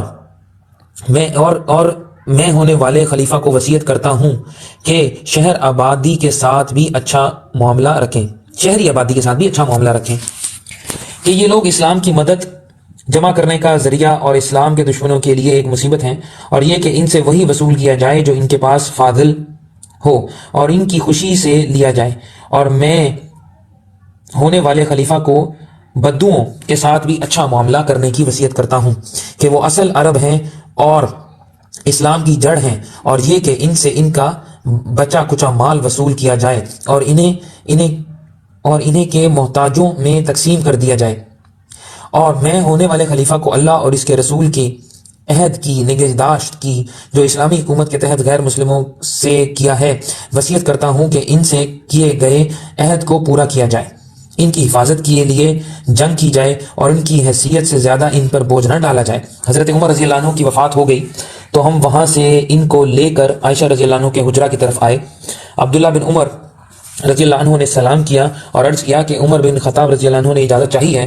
ام المؤمنین نے کہا انہیں یہی دفن کیا جائے، چنانچہ وہ وہیں دفن ہوئے۔ پھر جب لوگ دفن سے فارغ ہو چکے تو وہ جماعت جن کے نام عمر رضی اللہ عنہ نے وفات سے پہلے بتائے تھے جمع ہوئی۔ عبد الرحمن بن عوف نے کہا تمہیں اپنا معاملہ اپنے ہی میں سے 3 آدمیوں کے سپرد کر دینا چاہیے۔ اس پر زبیر رضی اللہ عنہ نے کہا کہ میں نے اپنا معاملہ علی رضی اللہ عنہ کے سپرد کیا۔ طلحہ رضی اللہ عنہ نے کہا کہ میں نے اپنا معاملہ عثمان رضی اللہ عنہ کے سپرد کرتا ہوں، اور سعد بن ابی وقاص رضی اللہ عنہ نے کہا کہ میں اپنا معاملہ عبد الرحمن بن عوف رضی اللہ عنہ کے سپرد کیا۔ اس کے بعد عبد الرحمن بن عوف رضی اللہ عنہ نے عثمان اور علی کے مخاطب کر کے کہا کہ آپ دونوں حضرات میں سے جو بھی خلافت سے اپنی برات ظاہر کرے ہم اسی کو خلافت دیں گے، اور اللہ اس کا نگران اور نگہبان ہوگا، اور اسلام کے حقوق کی ذمہ داری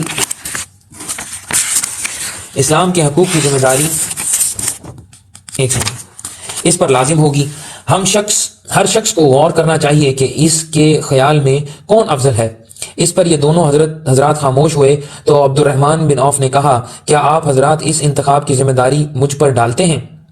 خدا کی قسم کہ میں آپ حضرات میں سے اسی کو منتخب کروں گا جو سب سے افضل ہوگا۔ ان دونوں حضرات نے کہا جی ہاں۔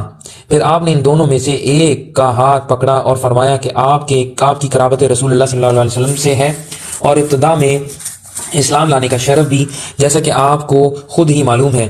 پس اللہ آپ کا نگہبان ہے کہ اگر میں آپ کو خلیفہ بنا دوں تو کیا آپ عدل و انصاف سے کام لیں گے، اور اگر عثمان رضی اللہ عنہ کو خلیفہ بنا دوں تو کیا آپ ان کے احکام کو سنیں گے اور ان کی اطاعت کریں گے؟ اس کے بعد دوسرے صاحب کو تنہائی میں لے گئے اور ان سے بھی یہی کہا، اور جب ان سے وعدہ لے لیا تو فرمایا اے عثمان اپنا ہاتھ بڑھائیے۔ چنانچہ انہوں نے ان سے بیعت کی، اور علی رضی اللہ عنہ نے بھی ان سے بیعت کی۔ پھر اہل مدینہ آئے، سب نے بیعت کی۔ یہ مکمل ہو گیا۔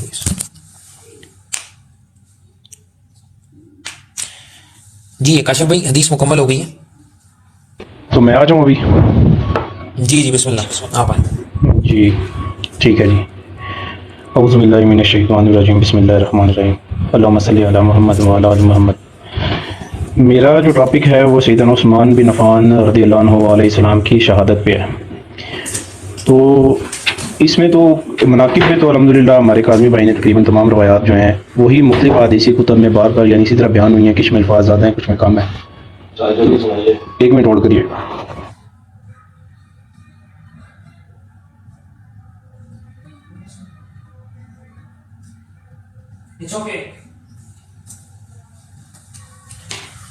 اچھا جی، میرے خیال ہے کاشف بھائی کے پاس کوئی آئے ہیں، مجھے 1 منٹ دیں ذرا بس۔ کوئی بات نہیں، اچھا اتنی دیر میں جی بسم اللہ۔ میں کہتا ہوں مناقب پہ تو آپ نے روایات ساری بیان کر دی ہیں، یہ مختلف حدیثی کتب میں تاریخی کتب میں مختلف الفاظ کے ساتھ بیان ہوئی ہیں۔ اچھا اس میں جو ایک میں مسند احمد سے بیان کرنا چاہوں گا، سیدنا عبداللہ بن حوالہ رضی اللہ عنہ کی طرف سے یہ روایت ہے، انہوں نے روایت کی ہے۔ وہ فرماتے ہیں کہ رسول اللہ صلی اللہ علیہ وسلم نے فرمایا کہ جو 3 چیزوں سے بچ گیا وہ نجات پا گیا۔ آپ صلی اللہ علیہ وسلم نے فرمایا میری موت یعنی میری وفات، فتنہ دجال اور حق پہ ڈٹ جانے والے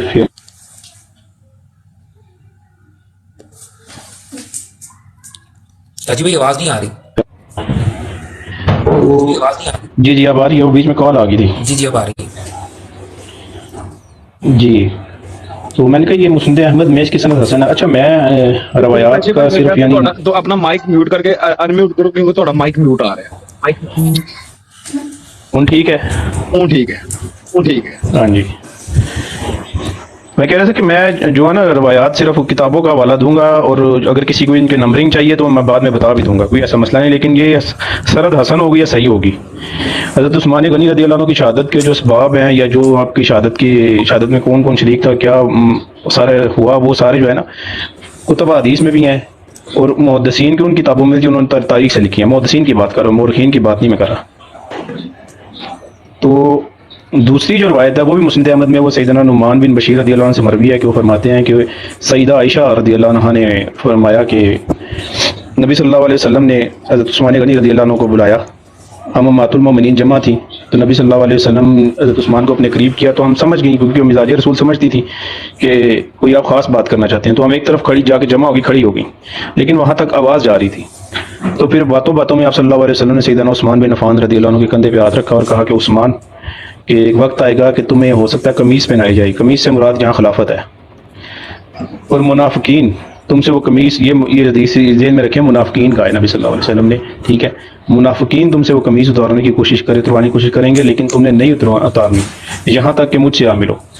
نعمان بن بشیر کہتے ہیں کہ میں نے یہ سیدہ عائشہ سے پوچھا کہ اب تک یہ حدیث کہاں تھی، تو وہ کہتی ہیں میں بھول گئی تھی، پھر وہ کہتے ہیں میں نے یہ حدیث معاویہ رضی اللہ عنہ کو لکھ کے بھیجی تو انہیں یقین نہیں ہوا، اب اس پہ بھی غور کریے گا، انہیں یقین نہیں ہوا تو انہوں نے سیدہ عائشہ کو خط لکھا، تو انہوں نے ہم تک یہ حدیث لکھ کے بھیجے، انہوں نے لکھ کے بھیجی ہے تحریر پوری۔ یہ میں آگے بیان کروں گا اور آپ کو آستہ آستہ سمجھ آ جائے گی کہ انہوں نے کیوں کہا تھا کہ انہیں یقین نہیں آیا، تو جو معاملات ہوئے تھے تو وہ کس وجہ سے ہوئے تھے۔ اچھا، دوسری روایت ہے، یہ تاریخ مدینہ میں ہے۔ تاریخ مدینہ کوئی تاریخ کسی مورخ کی کتاب نہیں ہے، یہ امام ابن ابی شیبہ کی کتاب ہے، اور اسی کو انہوں نے اپنے مصنف ابن ابی شیبہ میں بھی لیا ہے۔ وہ کہتے ہیں، ابو سعید کہتے ہیں کہ حضرت عثمان غنی رضی اللہ عنہ نے ہمیں کہا کہ میں نا مدینہ کے بارے قافلہ آیا ہوا ہے۔ یہ دو روایت کا لب و لباب میں بیان کروں گا، اور یہ فضائل صحابہ میں بھی ہے، احمد بن حنبل کی کتاب میں، تو دو روایات یعنی دو روایات کا لب و لباب بیان کروں گا، یعنی ان میں جو ان لوگوں کی شرائط تھی وہ حضرت عثمان سے کیا ان کی گفتگو ہوئی وہ ساری بیان کروں۔ تو حضرت عثمان نے کہا مدینہ سے باہر ایک قافلہ آیا ہوا ہے، میں اسے گفتگو کرنے جا رہا ہوں۔ ابو سعید کہتے ہیں کہ ہم نے کہا ہم بھی آپ کے ساتھ چلیں، تو آپ نے کہا آ جاؤ، تم لوگ بھی آ جاؤ، ٹھیک ہے۔ اب وہ کون کون ان کے ساتھ گیا یہ روایت میں نہیں ہے الفاظ دونوں میں، ہو سکتا ہے مولا علی بھی ہوں کیونکہ ان کے وہ تھے چیف جسٹس تھے، قاضی تھے۔ تو وہ جب مدینہ سے باہر گئے تو عثمان غنی نے ان سے پوچھا کہ تم لوگ کیا اعتراضات ہے، تم کس لیے آئے گئے؟ اہل مصر تھے جو ادھر سے اٹھ کے آئے تھے مصر سے۔ انہوں نے کہا آپ قرآن منگوائیے، انہوں نے قرآن منگوایا، تو کہتے ہیں کہ 7ویں سورت، یعنی وہ سورہ یونس کو 7ویں سورت کہتے تھے، تو وہ کھلوائی، تو وہ کہتے پڑھتے جائیں، تو عثمان پڑھتے گئے۔ تو جب وہ سورہ یونس کی آیت 59 پہ پہنچے کہ اللہ تعالیٰ نے جو تمہیں رزق دیا اس میں سے تم حرام اور حلال کر لیتے ہو، تو یہ تم یعنی خود ہی اللہ نے تمہیں یہ بتایا یا تم خود اپنے پہ یعنی میں کیا نہ لایا جانا وہ اللہ پہ جھوٹ بولتے ہو۔ حضرت عثمان غنی رضی اللہ عنہ نے کہا کہ ایک روایت میں یہ آتا ہے کہ یہ روایت نہیں پیش، یہ آیت نہیں پیش کرو جو فلاں فلاں موقع میں بیان ہوئی ہے، اور ایک روایت میں یہ الفاظ ہے کہ عثمان غنی رضی اللہ عنہ نے کہا کہ تمہیں چراگاہ اونٹوں کی چراگاہ کے بارے میں مسئلہ ہے، تو مسئلہ یہ بات ایسی ہے کہ حضرت عمر فاروق رضی اللہ عنہ کے دور میں بھی یہ چراگاہ تھی اونٹوں کی، میرے دور میں تو صرف یہ ہوا ہے کہ اونٹ زیادہ ہو گئے ہیں، تو میں نے اس لیے اس کا جو ہے نا وہ بڑھا دیا ہے، ایریا بڑھا دیا۔ انہوں نے کہا دوسری ایک روایت میں یہ الفاظ ہے کہ حج کے بارے میں انہوں نے کہا کہ حج کے لیے اجازت کی ضرورت ہے، یہ آپ نے کیوں کہا ہے کہ اجازت کی ضرورت ہے؟ تو عثمان غنی نے کہا کہ میں نے اطاعت کیا کیونکہ میں جہاد کو حج سے افضل سمجھتا ہوں، جب جہاد کی اجازت کی ضرورت ہے تو حج کے لیے کیوں نہیں ہے، لیکن پھر بھی تم لوگ کہتے ہو تو میں رجوع کرتا ہوں، اللہ سے توبہ کرتا ہوں، اور تم لوگ جو حج کر لو بغیر اجازت کے، یعنی جب تمہارا دل کرے آ کے حج کرو، یہ سارے جو اہل عرب ہیں آ کے حج کریں، اجازت کی ضرورت نہیں ہے۔ پھر وہ ابو سعید کہتے ہیں کہ وہ لوگ جو بات کرتے رہے تو عثمان اس پر رجوع کرتے رہے، توبہ کرتے رہے، اور ان کی باتیں مانتے گئے، اور ان سے عہد لیا کہ وہ مسلمانوں میں تو فرقہ نہیں ڈالیں گے جب تک عثمان غنی رضی اللہ عنہ ان کی باتیں مانتے جائیں گے۔ انہوں نے بھی اس کو اپریشیٹ کیا کہ امیر المومنین آپ نے بہت اچھی بات کی، آپ نے رجوع کر لیا تو ہم آپ سے راضی ہیں ان لوگوں نے۔ اچھا، وہ ادھر سے چل پڑے، یعنی ایک روایت میں آتا چل پڑے، ایک میں ہے کہ ان کو حضرت عثمان غنی مدینہ واپس لے آئے۔ مدینہ جب واپس لے کے آئے تو ان کی ایک شرط یہ بھی تھی کہ جو مال ہے نا یہ اہل مدینہ کی بجائے مجاہدین کا اس پہ حق ہے یا پھر بزرگ صحابہ رسول صلی اللہ علیہ وسلم کے بزرگ صحابہ پہ حق ہے۔ عثمان نے کہا ٹھیک ہے میں تمہاری یہ بات بھی مان لیتا ہوں۔ وہ قاضی بھائی میں نے آپ کو کل بتایا تھا نا کیا چکر ہے سارا، تو بیان کر دیں، میں تو کہتا ہوں نہیں حوصلے والی بات ہو جائے گی پھر ان لوگوں کے لیے۔ بس یہ ہو گیا تھا ان لوگوں کو حضرت عثمان غنی کے دور میں نا بیان کریں۔ مال ملتا تھا نا تو وہ کاموں کا جو کام ہی جاتے تھے یہ لوگ۔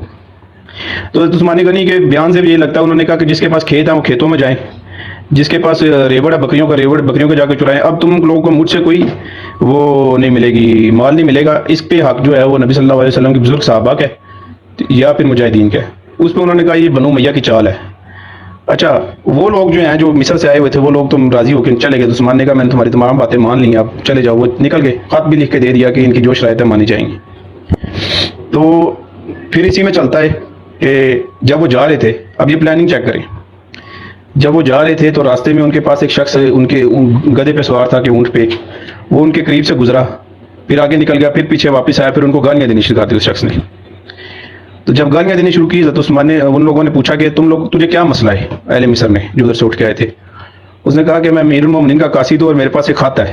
اب یہ دیکھیں، اگر یہ خط پہنچانا مقصد ہوتا نا ادھر تک تو وہ یہ حرکت نہ کرتا، بلکہ سیدھا چلا جاتا اور جا کے ادھر کے گورنر کو دے دیتا خط۔ اس نے ان لوگوں کو اشتعال دلانا تھا، تو ہاں مصر والوں کو اشتعال دلانا تھا۔ اب جو بیچ میں منافقین تھے وہ کیا چاہ رہے تھے وہ اس سے سمجھ آ جائے گی۔ اشتعال دلانا تھا، تو انہوں نے جب خط پکڑا تو اس میں لکھا ہوا تھا گورنر کو اہل مصر کے کہ یہ لوگ جو آ رہے ہیں، یہ جو آ رہا ہے تمہارے پاس کرو، ان سب کو پھانسی دے دو اور گورنر نہیں چھوڑنی تم نے۔ وہ نیچے حضرت عثمان غنی رضی اللہ عنہ کی سٹیمپ تھی، وہ لوگ اس کو پکڑ کے مدینہ واپس لے آئے۔ مدینہ جب وہ واپس لے کے آئے تو انہوں نے حضرت عثمان غنی نے کہا کہ ابھی تو تم لوگ کی میں نے ساری شرائط مانی ہے تو تم لوگ واپس آ گئے ہو۔ انہوں نے کہا کہ ہم اس لیے آئے ہیں کہ یہ آپ کا خط ملا ہمیں۔ تو حضرت عثمان غنی رضی اللہ عنہ نے کہا کہ یہ خط تو میرا ہی نہیں ہے، میں نے تو وہی خط ہے جو تم لوگ کو لکھ کے دیا ہے۔ تو ادھر مالک اشتر کھڑے ہوئے تو انہوں نے کہا کہ اب اس محاورے کا مطلب جو ہے نا وہ اگلی روایت میں سمجھ آئے گا۔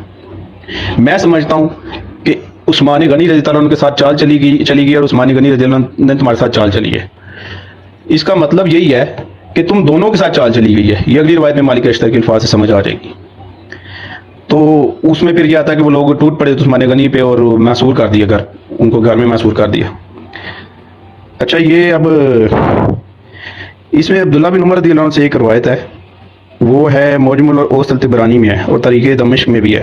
اس میں قمیص کے بھی ہیں کہ قمیص پہنائے گا اللہ تعالیٰ، اور تم نے جو ہے وہ قمیص نہیں اتارنی ہے یہاں تک کہ مجھ سے عامل ہو۔ کہ نبی صلی اللہ علیہ وسلم نے فرمایا کہ عثمان اگر تم نے وہ قمیص اتار دی خلافت کی، لوگ کہتے ہیں نا کہ عثمان کو اگر پریشر ڈال رہے تھے تو انہوں نے کیوں نہیں وہ خلافت چھوڑی، دستبردار کیوں نہیں ہوئے؟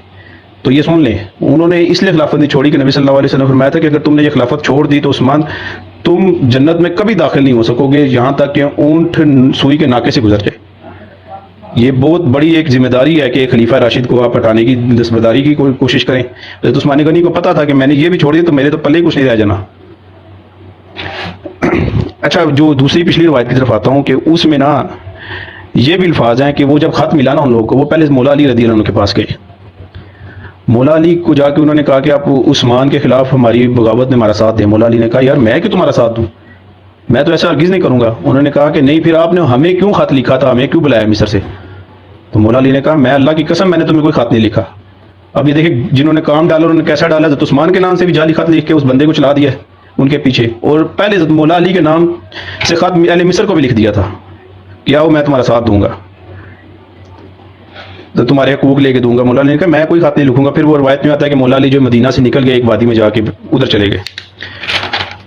اچھا، اس میں پھر معاملات جب خراب ہوئے تو حضرت عثمان غنی نے صحابہ کرام سے بھی مشورہ کیا کہ مجھے کیا کرنا چاہیے۔ اس میں عبداللہ بن عمر رضی اللہ عنہ سے، یہ بھی تاریخ مدینہ میں ہے، امام ابن شیبہ کی کتاب، کہ اچھا اس بارے میں اگر آپ کو تفصیلی چاہیے نا، حضرت فضائل صحابہ احمد بن حنبل کی اس میں چیپٹر حضرت عثمان کا مناقب کا اس میں بھی ہے، اور ایک آپ کو بڑا مشہور چیپٹر پتا ہوگا مصنف ابن ابی شیبہ میں جنگ جمل کا، اس سے پہلے ایک چیپٹر کتاب المغازی، اس میں بھی حضرت عثمان کی شہادت کے بارے میں کافی روایات ہیں۔ تو حضرت عثمان غنی نے عبداللہ بن عمر سے کہا کہ تمہارا مغیرہ بن اخنس کے قول کے بارے میں کیا خیال ہے؟ انہوں نے کہا کیا مطلب، کیا ان کا اس کا کیا قول ہے؟ وہ کہتے ہیں، وہ کہہ رہے ہیں کہ تم خلافت سے دستبردار ہو جاؤ۔ عبداللہ بن عمر نے کہا کہ اے امیر المومنین، آپ مجھے ایک بات بتائیں کہ اگر آپ خلافت سے دستبردار ہو جائیں گے تو کیا آپ ہمیشہ زندہ رہیں گے؟ انہوں نے کہا نہیں۔ انہوں نے کہا اگر آپ خلافت سے دستبردار نہیں ہوتے تو زیادہ سے آپ کو شہید کرنے سے زیادہ یہ کیا کر لیں گے؟ عثمان غنی نے اس سے زیادہ کیا کر سکتے ہیں؟ انہوں نے کہا عبداللہ بن عمر نے کہ آپ نے یہ کام نہیں کرنا ہے بالکل بھی، کیونکہ پھر عبداللہ بن عمر نے کہا یہ تو پھر ایک کام بن جائے گا کہ ان کو تھوڑی سی کوئی خلیفہ سے مسئلہ ہوگا تو یہ لوگ آگے بغاوت کر کے ایک مسلمانوں کے ایک بہت بڑے پلر کو گرا دیں گے، یعنی ایک یہ بدعت کبیرہ چل پڑے گی لوگوں میں۔ تو انہوں نے مشورہ کیا، انہوں نے پھر ان کی یہ بات نہیں مانی۔ اچھا، یہ ان میں کئی لوگ ایسے بھی تھے جو اشارہ ملتا ہے کہ حضرت عثمان کو آخر میں کیا یہ سمجھنے شروع ہوئے تھے کہ مسلمان بھی نہیں ہیں۔ یہ فضائل صاحب جنہوں نے پھر بعد میں مولا علی کے اوپر بھی بیسیکلی جو کفر کا فتویٰ دیا تھا نا، یہ اسی قسم کے لوگ تھے۔ یہ ابو سعید مولا ابو اسید سے روایت ہے، یہ بھی فضائل صحابہ میں، مصنف ابن ابی شیبہ میں بھی ہے۔ حضرت عثمان غنی کو جب ان لوگوں نے محصور کیا ہوا تھا نا، تو عثمان غنی رضی اللہ عنہ چھت پہ چڑھے اور آپ رضی اللہ عنہ نے ان کو سلام کیا، السلام علیکم. تو ابو سعید کہتے ہیں کہ مجھے کسی کے بھی سلام کے جواب کی آواز نہیں آئی، کسی نے سلام کا جواب نہیں دیا. ہاں یہ اور بات ہے کسی نے دل میں دیا ہو تو الگ بات ہے، لیکن کسی نے بول کے نہیں دیا جو سلام کا جواب. پھر حضرت عثمان غنی نے وہی بائرہ روما کے بارے میں کہا کہ تم جانتے ہو میں نے مسلمانوں کے لیے لیا تھا. انہوں نے کہا بالکل ہم یہ چیز جانتے ہیں. اور ایک روایت میں آپ نے کہا یہ میرا خطاب نبی صلی اللہ علیہ وسلم کے صحابہ سے ہے. تو انہوں نے کہا بالکل جانتے ہیں آپ کی فضیلت یہ ہے. انہوں نے پھر وہ غزوہ تبوک کے بارے میں کہا کہ لشکر میں نے تیار کیا، کہتے ہیں ہم یہ بھی جانتے ہیں. تو پھر ایک روایت میں ہے کہ یہ مجھے نبی صلی اللہ علیہ وسلم کی 2 بار دمادگی ملی. انہوں نے کہا ہم یہ بھی جانتے ہیں. کہتے پھر مجھے تم کس لیے قتل کرنا چاہتے ہو؟ پھر ان میں یہ بھی انہوں نے فرمایا کہ آج جس بائرہ روما سے میں نے مسلمانوں کے لیے وقف کیا اور میرے اس میں اتنا حصہ تھا جتنا عام ایک مسلمان کا تھا، یعنی پانی لینے کے لیے، تو آج تم مجھے ادھر سے پانی لینے دے رہے کہ میں، اور میری حالت یہ ہے کہ میں سمندر کے کھارے پانی سے روزہ افطار کر رہا ہوں، اور تم مجھے اس مسجد نبی کے لیے روک رہے ہو جس مسجد نبی کی تعمیر میں بھی شامل تھا. اور کیا آج سے پہلے مجھ سے پہلے کسی کو مسجد نبی میں نماز پڑھنے سے روکا گیا؟ انہوں نے کہا نہیں. کہتے مجھے پھر تم کیوں روک رہے ہو اس چیز سے، مسجد نبی سے؟ تو وہ ان لوگوں نے ان کی کوئی بات نہیں سنی، یعنی سنتے تھے. ایک روایت میں آتا ہے سن کے ایک دن اصلاح پکڑتے تھے، اگلے دن پھر بٹر جاتے تھے وہ لوگ. پھر ایسا ہوا کہ انہوں نے جب دیکھا کہ یہ روز روز آ کے ہمیں خطاب کر رہے ہیں اور جو ہے صحابہ کرام بھی ہمیں مسلسل منع کر رہے ہیں، انہوں نے سنگ باری شروع کر دی باغیوں نے نا حضرت عثمان غنی پہ. پتھر پھینکنا شروع کر. ہاں جی. ابان بن عثمان رضی اللہ عنہ، ابان بن عثمان کے بیٹے ہیں، یہ گئے حضرت مولا علی کے پاس جا کے کہا چچا دیکھیں ہم پہ تو پتھر گرائے جا رہے ہیں. مولا علی نکلے آئے، انہوں نے مولا علی کھڑے ہو گئے وہاں پہ. ان ظالموں نے مولا علی پہ بھی پتھر گرائے.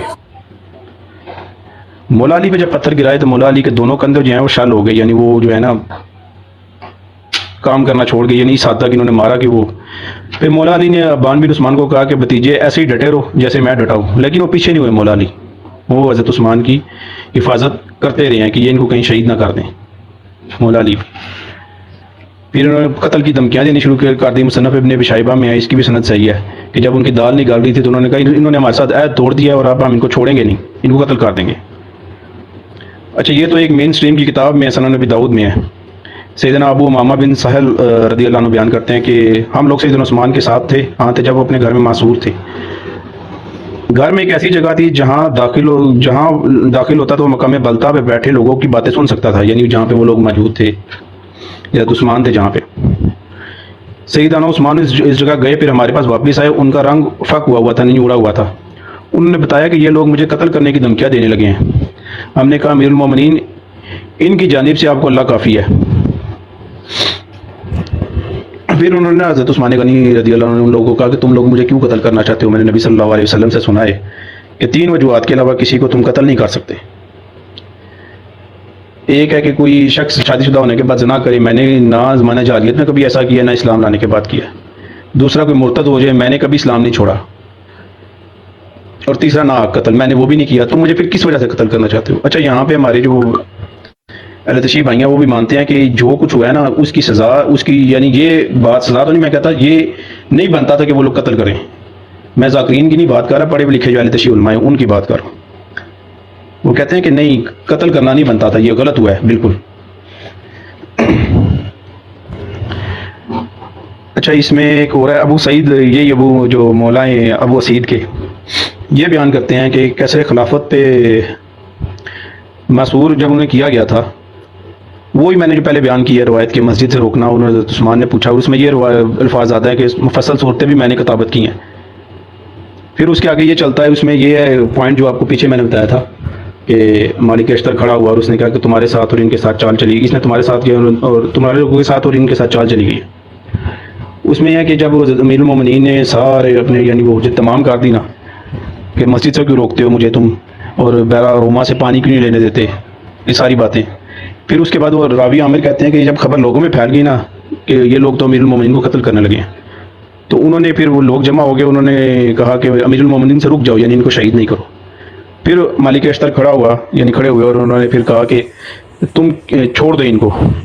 اسے یہ پتہ لگتا ہے کہ مالک اشتر ان میں شامل ضرور تھے، لیکن وہ آخر وقت میں جب قتل کی باری آئی تھی وہ رجوع کر چکے تھے، وہ قتل میں شامل نہیں تھے. مجھے لگتا ہے کہ ان کے ساتھ اور تمہارے ساتھ چال چلی گئی ہے. اور پھر ان لوگوں نے مالک اشتر کو بھی مارا، یہ فضائل صحابہ میں آتا ہے. مالک اشتر کو بھی مارا، ان پہ بھی ٹوٹ پڑے. پھر اس کے بعد آتا ہے کہ اس ایک اور روایت میں آتا ہے کہ یہ سیدنا عبداللہ بن مغفل رضی اللہ عنہ سے ہے کہ عبداللہ بن سلام رضی اللہ عنہ جو ہیں یہ جو یہودی تھے پہلے پھر مسلمان ہوئے، یہ بہت بڑے عالم تھے. تو یہ مدینہ کے قریب ایک وادی میں رہتے تھے اور جمعے کے دن آیا کرتے تھے، جمعہ پڑھنے اپنے گدھے پہ بیٹھ کر پھر جمعہ پڑھ کے واپس چلے جاتے تھے. انہیں جب پتہ چلا کہ حضرت عثمان غنی رضی اللہ عنہ کو لوگ شہید کرنے کے لیے آئے ہوئے ہیں تو یہ مدینہ آئے. انہوں نے کہا کہ تم امیر المومنین کے قتل سے باز آ جاؤ، کیونکہ پچھلی امتوں میں جس کسی نے اپنے نبی کو قتل کیا نا پھر اصلاح نہیں ہو سکی اور پھر ان کو اس کے بدلے میں 70,000 لوگ کا خون بہانا پڑا ہے. اور جس کسی نے اپنے خلیفہ کو قتل کیا نا پچھلی امتوں میں اور ان کی اصلاح نہیں ہو سکی تو ان کو پھر 40,000 لوگوں کا خون بہانا پڑا ہے. یعنی ان کا ایک اشارہ تھا کہ مسلمانوں میں پھر جو ہے نا ایسا تفرقہ پڑے گا کہ یہ آپس میں لڑ پڑیں گے. پھر ہوا بھی ہے نا. تو پھر عبداللہ بن سلام کے پھر ملتا ہے کہ جب عثمان غنی رضی اللہ عنہ کو ان خبیثوں نے باغیوں نے شہید کر بلوائیوں نے شہید کر دیا تو عبداللہ بن سلام رضی اللہ عنہ ہے جو مولا علی رضی اللہ عنہ کے پاس گئے. اب یہ لوگ جو کہتے ہیں نا جی کچھ لوگ ناسبی قسم کے یہ کہتے ہیں کہ مولا علی کو جنہوں نے عثمان کو شہید کیا تھا انہوں نے ہی مولا علی کو خلیفہ لگایا تھا. اب یہ سنیں یہ جو روایت ہے یہ السنہ میں ہے، کلال کی اور تاریخ دمشق میں بھی ہے، اس کی سند صحیح ہے. عبداللہ بن سلام مولا علی کے پاس گئے. سب سے پہلے شخص عبداللہ بن سلام رضی اللہ عنہ تھے، نیک شخص. انہوں نے مولا علی سے پوچھا آپ کدھر جا رہے ہیں؟ انہوں نے کہا میں تو کوفہ جا رہا ہوں، ادھر سے چھوڑ کے جو کچھ ہو گیا ادھر ان سے برداشت نہیں ہو رہا تھا. ان کا آپ رک جائیں اور ممبر رسول صلی اللہ علیہ وسلم پہ واپس جائیں، ایسا نہ ہو کہ آج آپ چلے جائیں تو آج کے بعد کبھی ممبر رسول پہ آپ چڑھ نہ سکیں. تو مولا علی رضی اللہ عنہ کے شخص ایک ساتھی نے کہا کہ میں انہیں قتل نہ کر دوں. مولا علی نے اس کو ڈانٹا، نہیں عبداللہ بن سلام ایک نیک شخص ہیں، نبی صلی اللہ علیہ وسلم کے صحابی ہیں.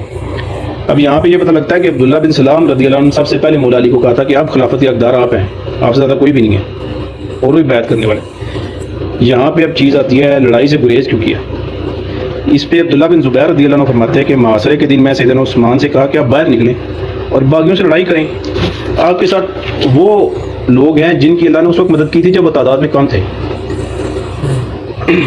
اور ان کے ساتھ اس وقت لڑنا حلال ہو چکا ہے. سیدنا عثمان بن عفان نے کہا نہیں میں نہیں لڑوں گا، ہاں تمہیں میں آج کے دن جو ہے نا یعنی اپنی طرف سے مقرر کرتا ہوں. اور کہا کہ ان کی عبداللہ بن زبیر کی اطاعت کرو آج کے دن کیونکہ میں روزے سے ہوں. یہ طبقات ابن سعد میں مصنف ابن ابی شیبہ میں بھی ہے. یعنی عثمان نے مدینہ کی حرمت پامال نہ اس لیے اپنی طرف سے تلوار نہیں اٹھائی. ابو حبیبہ کہتے ہیں، یہ بھی فضائل صحابہ میں ہے کہ سیدنا زبیر رضی اللہ عنہ نے معاشرے کے دن سیدنا زبیر رضی اللہ عنہ، یہ عبداللہ بن زبیر نے زبیر رضی اللہ عنہ جو اشرم بشرہ میں سے ہیں وہ انہوں نے مجھے معاشرے کے دن سیدنا عثمان کے پاس بھیجا اور سخت گرمی کا دن تھا. میں ان کی خدمت میں حاضر ہوا تو ان کے پاس سیدنا حسن بن علی رضی اللہ عنہ علیہ السلام، ابو ہریرہ رضی اللہ عنہ، عبداللہ بن عمر رضی اللہ عنہ، عبداللہ بن زبیر رضی اللہ عنہ موجود تھے. یعنی یہ لوگ ان کی حفاظت میں موجود تھے. ادھر سیدنا عثمان کے پاس پانی کے بڑے ہوئے ٹب پڑے ہوئے تھے. یہ وہی پانی کے بڑے ہوئے ٹب تھے جو یعنی وہ سمندر کا پانی، کھارا پانی وہ پیا جاتا ہے. آپ کو تو پتہ ہے ہم ادھر کتنا نمک ہوتا ہے اس میں، وہ رکھے ہوئے تھے. ہاں جی. اور ایک پاٹ کی چادر تھی. پاٹ کی چادر ویسی ہوتی ہے جس میں کوئی جوڑ نہیں ہوتا. میں نے کہا کہ مجھے زبیر نے آپ کے پاس بھیجا اور آپ کو سلام کہا ہے اور کہا ہے کہ اگر آپ کہیں تو میں آپ کے پاس آ جاتا ہوں، قوم میں شامل ہو جاتا ہوں، اور اگر آپ یہ کہتے ہیں تو میں یہیں کے قیام کرتا ہوں. بنی عمر بن اوف نے مجھ سے وعدہ کیا ہے کہ وہ کل صبح میرے پاس آئیں گے اور میری اطاعت کریں گے. یعنی آپ کے خلاف ہم لوگ یعنی آئیں گے، جو آپ کے خلاف ہیں ان کے خلاف ہم لوگ آئیں گے. تو حضرت عثمان بن عفان رضی اللہ عنہ نے کہا کہ اب ابو زبیر رضی اللہ عنہ کو میرا سلام کا جواب دیں، ان کو دعائیں دیں.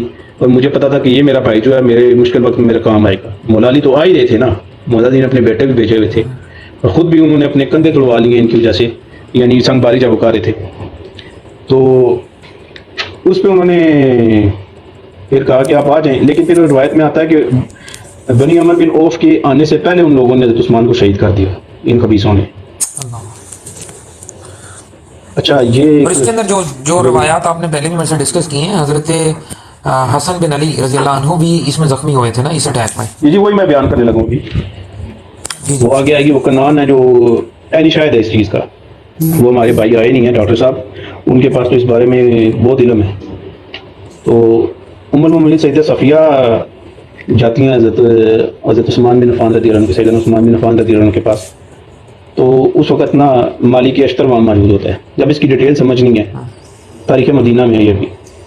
تو وہ حدود تیار ہوتا ہے جس میں وہ یعنی پردے کا بھی انتظام ہوتا ہے، وہ اونٹ کے اوپر کہ گدھے کے اوپر اس پہ سوار ہو کے وہ جا رہی تھی. ساتھ یہ ان کا جو غلام ہے، کنان غلام تھا ان کا. یہ مسند اسحاق میں بھی ہے، مسند اسحاق بن رحیہ میں. تو وہ کہتے ہیں کہ وہ مالک اشتر نے ان کو راستے میں روکا اور پوچھا کہاں جا رہی ہیں. انہوں نے کہا کہ میں تو عثمان کی طرف جا رہی ہوں. تو انہوں نے کہا آپ عثمان کی طرف نہیں جا سکتی ہیں, کہ یعنی ادھر ہنگامہ ہوا تھا, روکا. جیسے میں نے کہا تھا کہ آخری وقت میں انہوں نے کہا تھا کہ ان کو قتل نہیں کرنا, کہ ان چال چلی گئی ہمارے ساتھ بھی اور ان کے ساتھ بھی. صحیح ہے. تو وہ نہیں رکی. اب وہ ام المومنین تھی تو ظاہری بات ہے کہ وہ ان کو یہ چاہ رہے تھے کہ وہ واپس چلی جائے. نہیں رکی تو انہوں نے نا ان کے وہ گدے کو نیزہ مارا اور وہ دبکا تو حدوج نیچے گرنے لگا تھا. ام المومنین نے کہا کہ مجھے واپس لے چلو, کہیں یہ کتا مجھے ذلیل نہ کر دے. یہ الفاظ ہیں, یعنی وہ غصے میں کہا انہوں نے. تو دوسری ایک روایت میں الفاظ ہیں کہ انہوں نے صرف اتنا کہا مجھے واپس لے چلو, واپس لے چلو, میں گر جاؤں گی.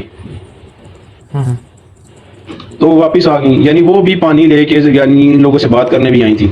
ہر کسی نے کوشش کی, ہر کسی نے. یہ اچھا اب آ گئی شہادت سے متعلق. سیدنا عثمان بن عفان کو خواب بھی آیا تھا, مصنف ابن ابی شیبہ میں ہے. اس دن وہ روزے سے تھے. تو عبداللہ بن عمر کہتے ہیں کہ حضرت عثمان بن عفان رضی اللہ عنہ نے ان سے بیان کیا کہ صلی اللہ علیہ وسلم کو میں نے رات کو خواب میں دیکھا ہے. صحابہ کرام آتے جاتے تھے, تابعین آتے جاتے تھے آپ کے اس قصر خلافت میں اس وقت بھی. تو آپ صلی اللہ علیہ وسلم نے فرمایا کہ عثمان صبر کرو, آج شام یعنی آج جو افطار ہے تم ہمارے ساتھ کرو گے. ہاں. اب یہ حضرت عثمان بن عفان کی شہادت کی جو بارے میں روایت ہے, یہ ہے, یہ تابعی ہیں, سکہ تابعی عبداللہ بن عامر بن ربیع. یہ کہتے ہیں کہ ابن عمر رضی اللہ عنہ وہاں موجود تھے قصر خلافت میں.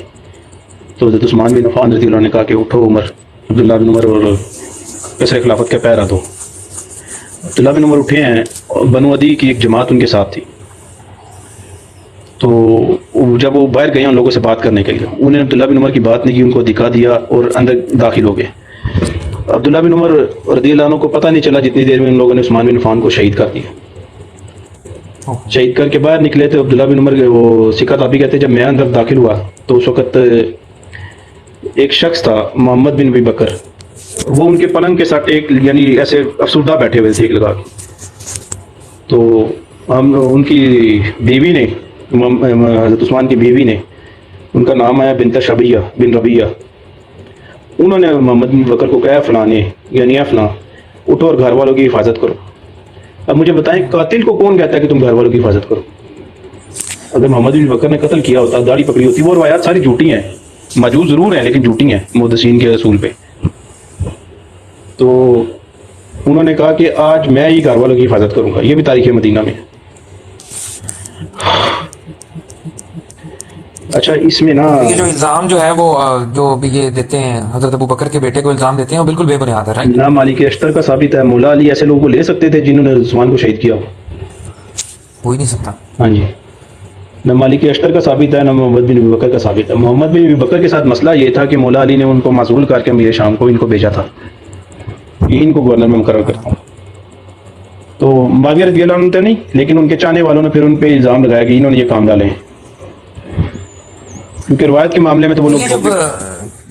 جی جی کاشف بھائی, ایک میرا سوال ہے اس کے اندر کہ جو اب جب شہید کر دیا ان کو حضرت عثمان کو, جی, اس وقت کوفے کے گورنر کون تھے؟ اس وقت کوفے کے گورنر ان کو ہٹا دیا تھا نا, کیا نام ہے, اس کو ہٹا دیا تھا ولید بن عقبہ کو. میرا نعمان بن بشیر کو بنایا تھا, نعمان بن بشیر کو بنایا تھا شاید. نعمان. اس وقت معاویہ رضی اللہ عنہ کا کیا سٹیٹس تھا؟ وہ شام میں تھے, گورنر تھے. اصل میں ہوا یہ تھا, شام میں گورنر تھے. جیسے آپ نے بیان کیا نا کہ سعد بن ابی وقاص کو میں نے کوفے کی گورنری سے اس لیے نہیں ہٹایا کہ وہ کوئی خائن ہے یا کوئی ان سے کوئی مسئلہ ہے. حضرت عمر کا ایک سٹانس تھا کہ وہ 4 سال سے زیادہ کسی کو گورنر ہی رہنے دیتے تھے. کیوں؟ ان کا یہ تھا کہ کہیں لوگوں کو عادت نہ ہو جائے سہل پسندی کی. یہ ان کی سختی تھی نا, یا کوئی پارٹی یا جتھا نہ بن جائے, جتھا نہ بن جائے. ذرا تھوڑی سی مطلب یہ تو معاویہ رضی اللہ عنہ کی خوش قسمتی کہہ دیں, ان کے حق کی طرف سے میں کہہ رہا ہوں کہ وہ ابھی 4 سال مکمل نہیں ہوئے تھے تو عمر شہید ہو گئے. اور دوسرا یہ بھی روشنی ڈال دیں اس چیز کے اوپر کہ جب معاویہ رضی اللہ عنہ نے شام میں جب گورنری سنبھالی تھی تو بیسیکلی وہ کوئی آرڈر نہیں دیا تھا حضرت عمر نے, وہ ان کے بھائی جب فوت ہو گئے تھے, یزید بن ابی سفیان, وہ تو نیک صحابی تھے نا. جی جی, جب وہ فوت ہو گئے تھے تو اس کے بعد انہوں نے سیلف کلیم کر لی تھی, اور جب خبر پہنچی مدینے, اب ظاہر ہے اتنے بڑے بڑے ڈسٹینسز ایک دن میں تو نہیں ٹریول ہوتے, خبر پہنچنے میں ٹائم بھی لگتا ہے. اسی بنیاد پہ آپ کو یاد ہوگا کہ حضرت خالد بن ولید رضی اللہ عنہ بھی جنگوں کے اندر نا اپنے ڈیسیژن خود لے لیا کرتے تھے کیونکہ ٹائم نہیں ہوتا تھا اتنا. جی ٹھیک ہے؟ بالکل تو اسی بنیاد پہ وہیں پر انہوں نے مطلب اپنے یزید بن ابو سفیان کے رضی اللہ عنہ کے فوت ہونے کے بعد جو تھا وہ حضرت معاویہ رضی اللہ عنہ نے اپنی جو خلافت جو سننے میں آیا بات وہ انہوں نے سیلف کلیمڈ تھی. تو پھر جب خبر حضرت عمر فاروق رضی اللہ عنہ کو پہنچی تھی تو انہوں نے کہا تھا کہ اب انہوں نے ڈیسیژن کر لیا تو بہتر نہیں ہے کہ میں ہٹاؤں, تو ان کا جو ہے نا ڈیوریشن پورا ہو جائے اس کے بعد میں ان کو جو ہے نا ہٹا دوں گا. لیکن اس کے دوران پھر حضرت عمر فاروق رضی اللہ عنہ بھی جو تھے نا وہ شہید ہو گئے تھے. سر اسی پہ آئے نا, اسی پہ آئے نا, تم نے فاروق نے نہیں کہا تھا کہ مسلمانوں کی بنی بنائی خلافت یہ لوگ چھین لینا چاہتے ہیں, یہ وہ لوگ ہیں جن کو میں نے اپنی ہاتھ سے مار مار کے اسلام میں داخل کیا ہے. جی مسلم میں یہ انکار بھی نہیں کر سکتے. اور کیوں تھے تلقا دینا. جی جی تلقات ہے بالکل. یہ سورہ توبہ کی آیت نمبر 101 اور 102 کے اندر یہ ہے ڈسٹنکشنز جو بتائی گئی ہیں, تلقا کون ہے اور سابقون اور اولون کون ہے. اچھا آگے بڑھتے ہیں کہ یہ جو پھر ایک دم سے قصاص عثمان کا جو رولا ایک دم سے پڑ گیا. اب یہ دیکھیں یہ جو مصر والے جب آئے ہیں اور آ کے واپس گئے ہیں, پھر وہ خط والا معاملہ اور جو بھی آپ نے بھی بیان کیا بڑی اچھی ترتیب کے ساتھ, اس کے دوران کوئی خبر جو ہے وہ شام نہیں پہنچی تھی. عثمان نے شام خبر پہنچائی تھی. جی اب اس کی طرف آئے نا کہ اس وقت کیوں نہیں قصاص کے لیے نکلے تھے. لیکن وہ لوگ آئے نہیں نا. میں وہی تو پوچھنا چاہ رہا ہوں نا, بہت بڑا لشکر تھا ان کے پاس. نہیں آیا. جی جی بہت بڑا لشکر تھا, یہ نظر بھی نہیں آنے تھے یہ مصری. تو یہ بتائیں پھر یہ کیا بات ہوئی. اس میں ایک تو چیز ہے وہ آئے نہیں, دوسرا عثمان بھی ہے نا وہ مدینہ میں جنگ نہیں کرنا چاہتے تھے. حضرت عثمان کا بھی یہی تھا, لیکن انہوں نے پیغام تو بھیجا تھا ضرور. تاریخ میں یہ بات تو ملتی ہے. ہاں یہ نہیں, اس کی کوئی صحیح سند نہیں مجھے ملی. تو اچھا اس میں اب جو آخری روایت ہے نا یہ حضرت عثمان کی شہادت کے بارے میں, کس شخص نے ان کو شہید کیا ہے, یہ بھی وہ سعید مولا وہ اسید سے, یہ کیونکہ ادھر موجود تھے اس لیے یہ روایات بیان کر رہے ہیں. اس وقت موجود تھے, یہ وہی خواب والی انہوں نے روایت بیان کی ہے. ٹھیک ہے کہ نبی صلی اللہ علیہ وسلم نے کہا کہ عثمان آج تم افطار ہمارے ساتھ کرو گے. پھر جب ہنگامہ رہی زیادہ ہوئی تو عثمان نے اپنے ہاتھ میں قرآن لیا اور باہر چلے گیا. ایک شخص اندر داخل ہوا تو حضرت عثمان نے کہا میرے اور تمہارے درمیان جو ہے قرآن ہے, اللہ کی کتاب ہے. وہ باہر چلا گیا شرم سے نا. تو ایک اور شخص داخل ہوا تو اسے موت الاسود کہتے ہیں, یعنی کالی موت کہا جاتا تھا مصر میں, حبشی تھا وہ. اچھا تو اس نے نا حضرت عثمان نے اس سے بھی یہی بات کی. تو اس نے کیا کیا کہ اس نے حضرت عثمان کے نا ہاتھ پہ تلوار چلائی. تو راوی کہتے ہیں کہ وہ آپ کا ہاتھ کٹ گیا. اور وہ پھر وہی سورہ البقرہ کی آیت ہے کہ جو 132 کے 137 ہے 138 ہے وہ آیت ہے کہ اللہ تمہارے لیے کافی ہے ان لوگوں کے لیے. وہ جس کا نسخہ جو ہے وہ ترکی میں پڑا ہوا ہے, جس میں خون کے قطرے بھی ہیں حضرت عثمان. ہاں جی وہ خون کے قطرے اس کی انگلیوں گرے. تو پھر اس نے وہ آیا تو عثمان نے گلا گھوٹنا شروع کر دیا اس نے نا. تو باقی جو تھے وہ باہر لڑ رہے تھے ان لوگوں سے, پہرا یعنی جنگ نہیں کر رہے تھے, دفاع کر رہے تھے.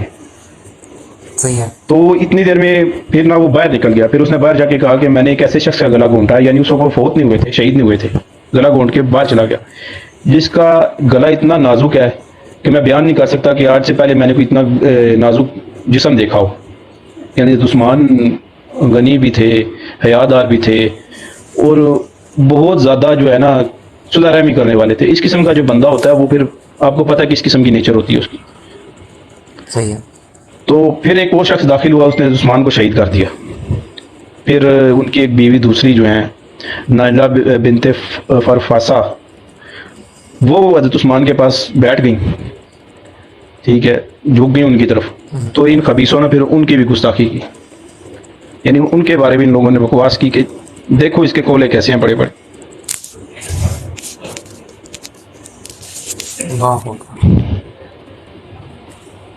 یار ان سب کے بعد اگر آپ حضرت عثمان کی سیرت پہ لوگ اعتراض کرتے ہیں, مجھے نہیں سمجھ آتی کہ آپ وہ جھوٹی روایتیں اٹھا کے لے آتے ہیں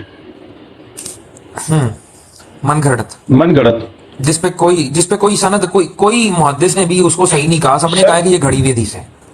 یہ آپ یہ چیز دیکھیں نا کہ ان کا دفاع کرنے والے کون تھے, جن کے لیے مولا علی نے اپنے کندھے تلوا لی جی, اور اپنے دور خلافت میں ان لوگوں پہ لعنت کرتے رہے جو عثمان کو شہید کرنے والے تھے. ان پہ یہ لوگ تبرہ کرتے ہیں, ان کو شرم آنی چاہیے. اور روایتیں بھی انہی کتابوں سے لیتے ہیں. یار انہی کتابوں سے لیں, صحیح لو نا. ہاں صحیح کو پسے کچھ ڈال دیتے ہیں اور جو اپنی مرضی کی ہیں وہ لے لیتے ہیں نا. کسی میں وصاب ہے, وہ جھوٹا راوی ہے, ٹھیک ہے, کسی میں زوری کا انقطاع ہے. اسی طرح کی معاملات ہیں ساری روایتوں میں جو یہ لوگ لیتے ہیں. پھر جب انہیں بات اس طرح کی چیزیں بتائی جائیں تو کہتے ہیں تو تمہاری کتابوں میں ہی نا, اور اپنی کتابوں کے بارے میں انہیں اسماء رجال یاد آ جاتا ہے. बहरहाल इन चीज़ों पे हम लोग इनसे ना बहुत बहस कर चुके हैं। मैं आप लोग से भी कहूँगा इनसे इस बारे में बात करने की ज़रूरत नहीं है। बहुत कम लोग हैं जो इस बारे में हक़ाइक़ जानना चाहते हैं। बहुत बहस कर चुके हैं। अच्छा, तो अब जो मसला पैदा हो गया, चले अब जो है वो शहादत उस्मान आपने बयान कर दी, और उसके बाद कि आफ्टर मैथ है कि फौरी तौर पर फिर जो है वो मौला अली, जाहिर है कि उनके पास आपने बताया कि वो साहबी गए और जाके उन्होंने कहा कि जी आप हमारे साथ आए। अबू सलमा आपने बताया ना, न अब्दुल्ला बिन सलाम बहुत बड़े साहबी हैं। अब्दुल्ला बिन सलाम, अब्दुल्ला बिन सलाम। तो ये ये जो शायद तशरीफ मामला मानते थे, हैं। अच्छा हाँ जी। नहीं, जाहिर है वो तो मालिक अश्तर को भी मानते हैं, वो ये सारी चीज़ों को, जो उनकी मर्जी की चीज़ें हैं ना उनको वो ज़रूर मानते हैं। इस बारे में मुझे तो यही लग रहा है कि अपनी मर्जी की चीज़ों को मान रहे हैं, दूसरी चीज़ों को इग्नोर कर रहे हैं सिर्फ और सिर्फ एक ना बुग़्ज़ के लिए। एनी हाउ, तो मेरा ख्याल है कि यहाँ तक हमारी बात मेरा ख्याल है मुकम्मल होगी। कोई बात रह तो नहीं गई आपकी साइड से? नहीं नहीं, मेरी तरफ से बस मैं यही बात कहूँगा कि मेरा इस सेशन में बात करने का मकसद, बताने का मकसद यही था कि मौला अली दिफा करने वाले थे उस्मान के, और मौला अली ऐसे लोगों को कभी अपने साथ नहीं रख सकते थे जिन्होंने उस्मान गनी को शहीद किया है। ये नवासिब भी इतराज़ करते हैं और हाफिज़ तो कहते ही हैं कि वो लोग तो मौला अली के जानिसार थे। यानी ये खुद मौला अली पे इल्ज़ाम लगाते हैं कि उन्होंने ना कत्ल करवाया। माज़अल्लाह अस्तग़फिरुल्लाह। अल्लाहु अकबर।